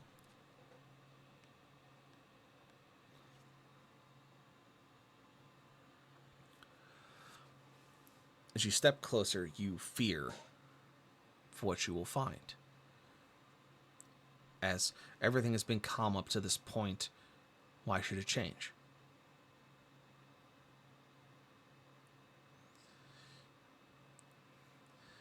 And sitting by a large set of doors in the center of the room, kneeling on the ground, clutching something small wrapped in a white cloth, seems to be an old man with an engineer's hammer laying next to his legs.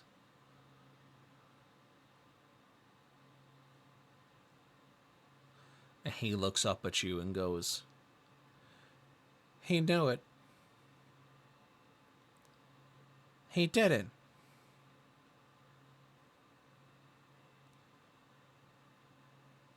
He did. Well,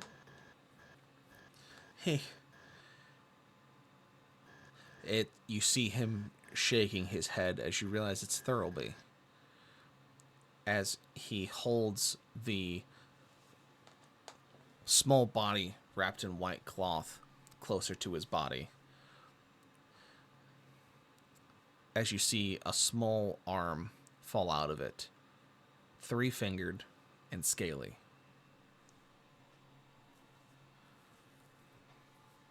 He did it. He finally lost what was left of his humanity. I thought that I could fix it, reason with him, stop this from happening like I did once before. And I failed. And he took it away. He held us here captive frozen for months, waiting and waiting for the right moment at the right time to make sure it hurt the worst. As you look at the doors, you can see that through a crack in them, you can see the grassy knolls of the slanted keep through the crack. And it's almost as if time had just restarted here.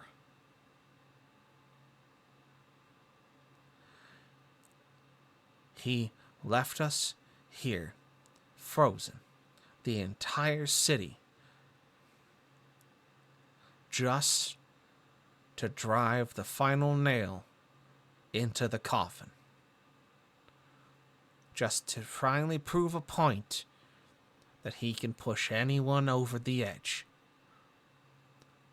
That he can do anything he wants without repercussion. That he thinks he's untouchable. That he's returned to the demon that lurked in him before.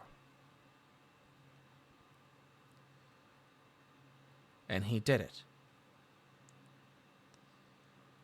He took away the last part of himself. He gave up his goddamn humanity.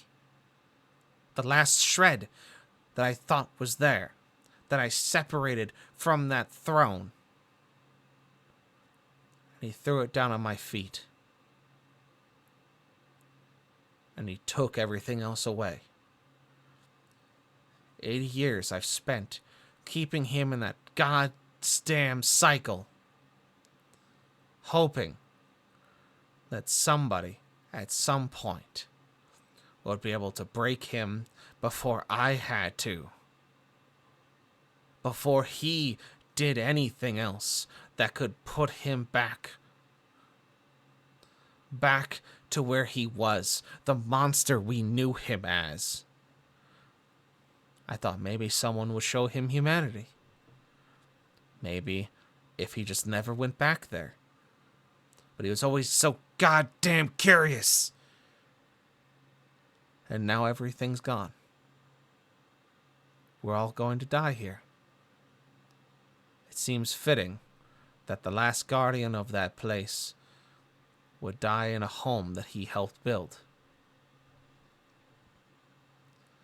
He even took away... He took the lives of those who had never even wronged him. Those you saved. Those who had no reason to die. Just because he knew it would upset you. That he knew it would hurt. It would hurt you. Would hurt me. Would hurt them. If we make it out of here.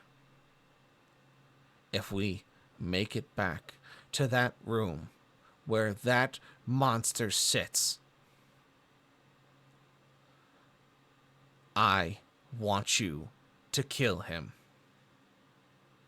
To end this. Never again shall I be used as a pawn for something that means nothing in this life or the next. Humanity is an illusion. Greg is an example of that. His brothers were an example. Fang was an example. My legs were made an example.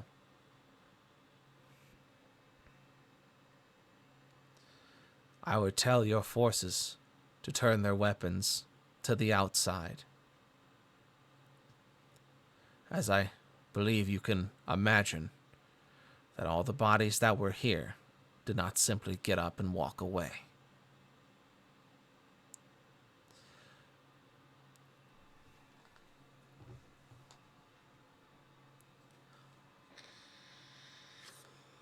Oh.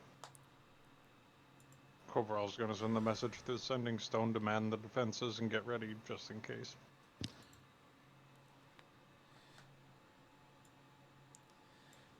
You hear back from the sending stone from the naval forces. Sir, they just appeared out of nowhere. They've just laid down upon the shorehead and they're moving towards the city.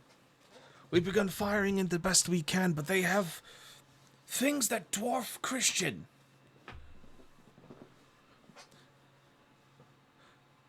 You hear another call-in come from the Bolt of Etheria. Sir, they breached the walls. They're coming in from the northern district. We've begun firing as best we can. If you're still around the Silverthorn Keep, I would suggest getting yourself to a better position. We could try and get you out, but it's going to be risky. We know there's a bigger fish to take. More calls come in from the other units, echoing the same thing as they've all turned to face the walls and doors that they've broken through, as they're met with immediate and vicious resistance. The sounds of combat, the shrieking of weapons and armor, scream through the entirety of the city. As you are stuck in the Silverthorn Keep with a broken Thurlby, a broken kobold, a broken goblin, and a door to nothingness. And that's where we end our session.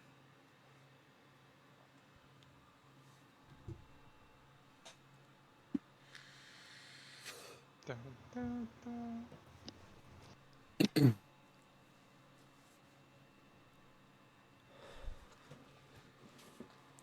So, how do you like the setup for the final conflict? I poop my pants. No.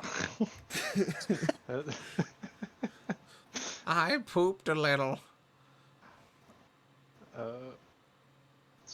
Well, the zombie apocalypse, yay! Not necessarily the zombie apocalypse, but definitely, you know what? Yeah, we'll go with that. It's fine. I mean, basically, the first wave is zombie apocalypse, and then we gotta deal with what comes next, yeah. Yeah. But Oh, yeah, boy. that is the staging for the final conflict, up where you guys were going to get into the city, and there was going to be no one there until you broke into the center, and Thurlby was going to essentially be like, "It's a trap," and then just like, "Bah!" See, there was the trap card. There was a trap card. Rex has sent me the. I'm waiting for you. Haha. My trap card. You And I was activated just my like, I am trap too. card. Yeah. Yeah, so it's a good thing you guys went and got who you did, because this was what was going to happen most of the time, which was actually the D100 I had stealth roll in the beginning was to determine which scenario was going to be placed in front of you. And then also the D20s that Rexus rolled were the fates of the Nold Spire and the Black Marsh Keep.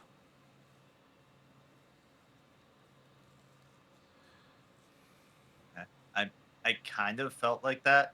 The Black Marsh Keep fell because of the 4, but I didn't want to say it until towards the end.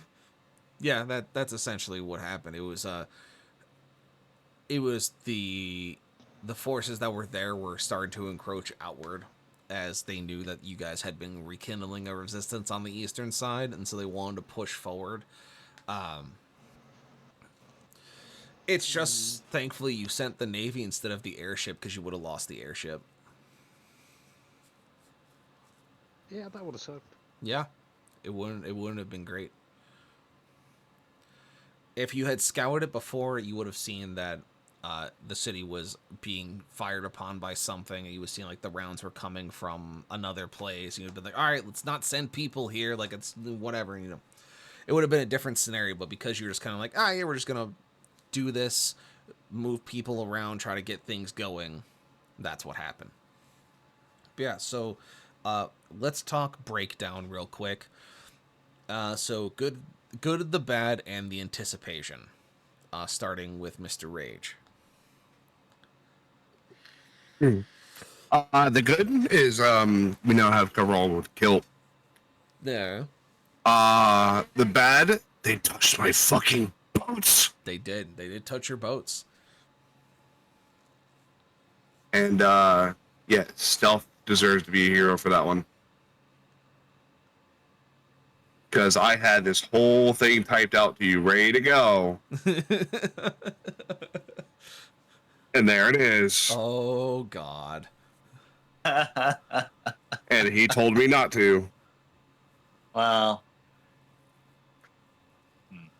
Persuaded me not to. Let's play this out. I want to walk over to him, use Cure Wounds. I walk away from him. They hear a turbine spinning up. Just. Yeah, that was the admiral or whatever, or the captain that was telling the stories. Yeah, that one. Yeah. I was just gonna walk over, touch his shoulder, cure wounds, and then get on the walk boat away. No, walk away, and then my jetpack turbine. Oh yeah. Spinning up. Yeah. Yes. Your metal wings spilling up. Yeah. And yeah, Stealth, I see your message of like, I know you're upset, but let's not do that. But also, if you do it, I won't be upset. Like it's very fair. It's very good. like if you do it, I get it, but also please. Please do not. Yeah, I'm gonna agree. I'm like, do the character progression. I'm like, I feel like your character wouldn't, but if your character does it, hey, it doesn't. It makes sense. It's whatever. It's fine. I was half a second away. Yeah. And the anticipation, I think I got some tricks up my sleeve. So kind of see if it plays out to where I could use those. Yeah. Yeah, it's I think it's gonna be fun. Nice. All right, Mr. Roxas, the good, the bad, and the anticipation.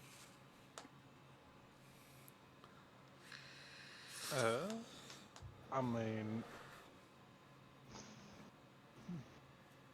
it's good that we were able to send a lot of the army together to be upgraded before this point, because, yeah, not sure if we're going to get the chance to upgrade the other stuff now. Considering. Yeah, considering that you're now under siege once again. Yeah. But yeah, this fight should be interesting. It kind of got like Game of Thrones vibes. Just like, oh hey, the Horde of the Dead just came out of the water, basically. It's the White Walkers. Shit. Ah, son of a bitch. Son of a bitch. Where the fuck is Jon Snow? He's not doing his fucking job. Nyeh. Whose job was it to man the wall today, damn it? Why was the wall not covered? You son of a bitch. What do you mean you left the gate open because you wanted to air out the zone? What do you mean?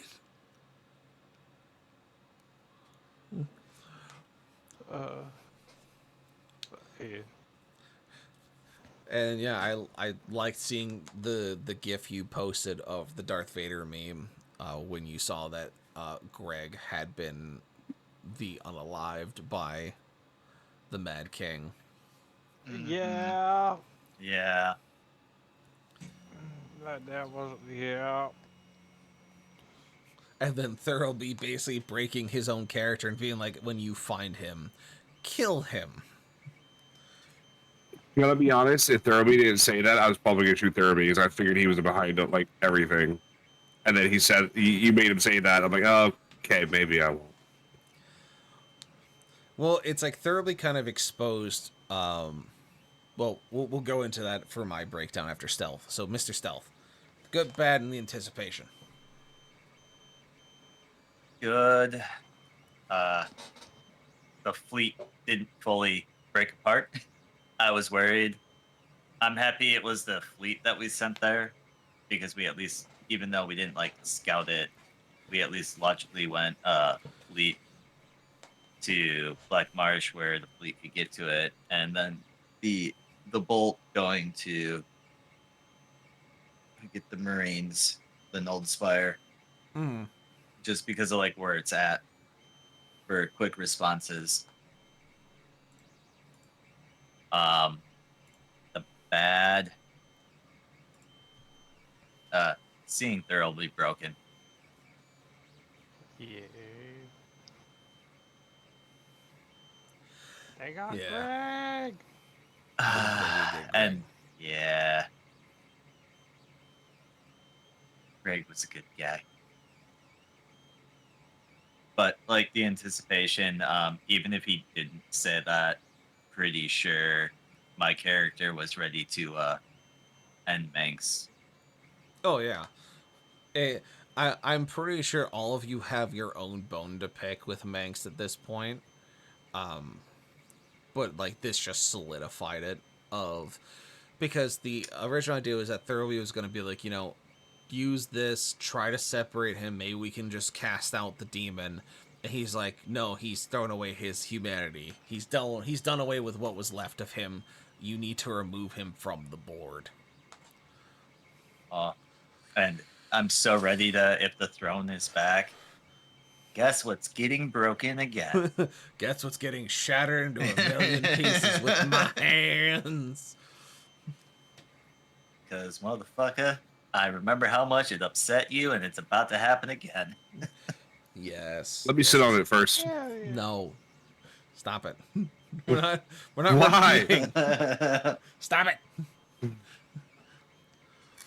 You don't want me to repeat that nat 20 on the emphasis roll? Is that what you're saying? You. Fuck you. That's all I have to say. Fuck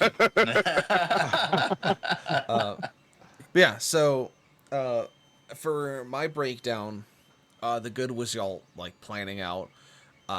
It took a little bit of line leading, but because this is like a new mechanic that most D&D games don't do, is having like actual large units to move around and NPCs for you to kind of go do menial stuff for you, especially when you're trying to like gather forces. Once I kind of laid it out, you guys picked it up really quickly, and we're like, yeah, we're gonna do this. And then kind of just like rolling with the punches on a lot of the stuff of like the ship got hit. And it was like a lot of it was trying to see how you guys were going to react, because I knew that Black Marsh had fallen and that sending any unit up there without really scouting it was going to have a bad time. But depending on who or what you sent was going to change what happened to it.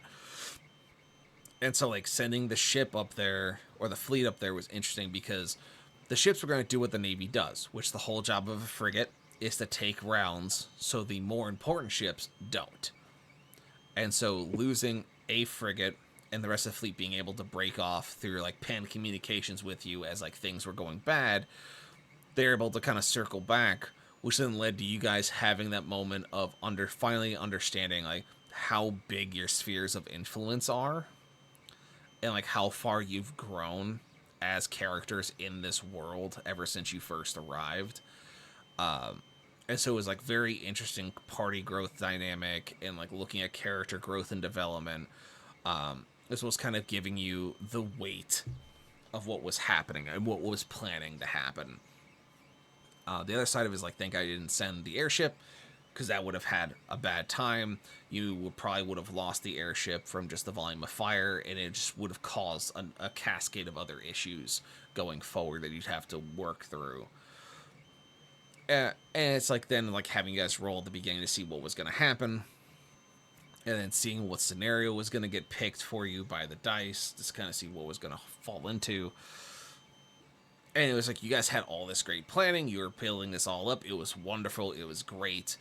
And yeah, it was a really nice kind of setup for everything. And then even for this situation is that because ever since you guys got pushed out of the door by Thurlby, there's been that like shard of doubt in you guys of like, is he the one that actually caused it? Is he the one behind it?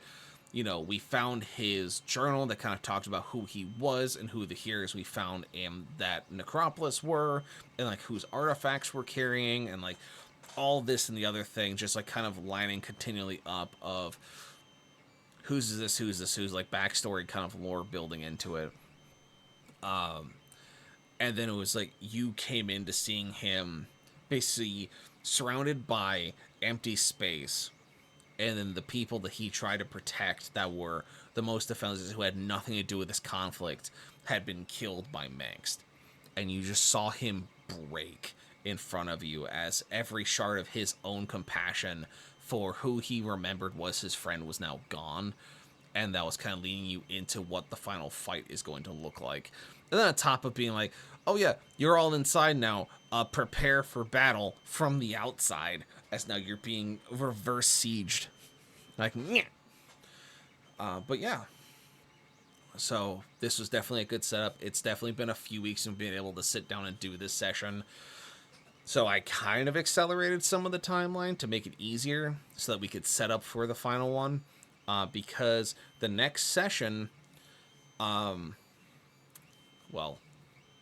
mayhaps the next session might wind up being the last one. If not the next one, the one after. Because we're coming to a close. You're coming to the final fight between you guys and Mangst to kind of kill the Mad King and seal him away for good, as well as just kind of stopping this cycle from occurring. So we're getting close to the big finish. So I'm excited. It's going to be a lot of fun. Getting close to that money shot. I mean, I hate you. I hate that, but I mean it's correct, but also I hate you. One thing I would like for each. I don't think I made a single perverted joke all night. You've done a good job. You get your one, and we call it a day. One thing I want you guys to do as players over the course of the next few weeks, as we're coming up on the final session. Because the next one, I don't think we're going to get to the final fight. It will probably wind up being the one after. Is go ahead and start thinking of like epilogues for your characters. Now, if you already have in mind that your character's not going to make it out of that final fight, that's fine. Still write up a very short epilogue, essentially what you're going to do once this war is over. And like that's it. That's your prompt. Just like 2-3 lines. Rage is going to go do X. Once this war is over, he's gonna go become a pastry chef. Whatever. Like, just give me a little something to work with. It doesn't have to be next week. It doesn't have to be the week after. Just before our final session, before we have that final end game. Just give me a little something to work with of where you want your character to go once the war is done. And then we'll kind of go from there. But that's all I got. So, with you guys to kind of chew on that and think on it, and then also think about how you're going to deal with this reverse siege, as well as the final fight with Mangst, we're going to leave you guys with that. And thank you so much for my players being here. Thank you so much for your viewers for being here, as well as catching up with this on YouTube if you're watching it. Then, of course, we'll do a little outro of our dear players. We have It's Time to Rage playing Rage the Aarakocra Ranger.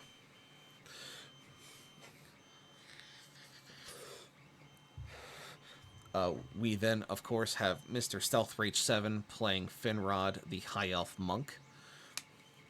And then, finally, last but certainly not least, we have Mr. Rexus playing Kofral, the now Warforged Paladin. And so, we should see you guys in 2 weeks. For those of you who are listening to this, you'll probably see us sooner than that. So with that, we'll close it out. Let's see where we can go tonight. Make things fun. Go weird places. It looks like there's a lot of sessions ending. Da, da, da, da, da, da, da, da.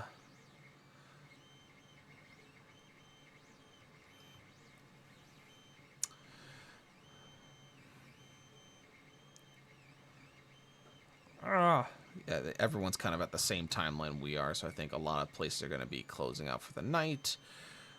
So I don't know. We'll fucking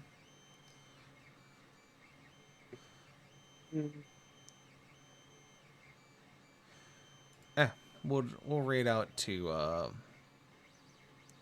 AJ. He's got the shortest run time, and he's playing something called Vein, so we're gonna have fun with that. I think it's another DayZ prototype they're doing. So a little switch of gears. All right, but with that, thank you everyone for being here. We will see you guys next time. Check out the Discord. Check out the archive as well for all the things you've missed. And if the Discord invite doesn't work, I apologize. We have to update a lot of things, but we'll get there when we get there. And bye-bye, everybody. Bye. Bye. Dying.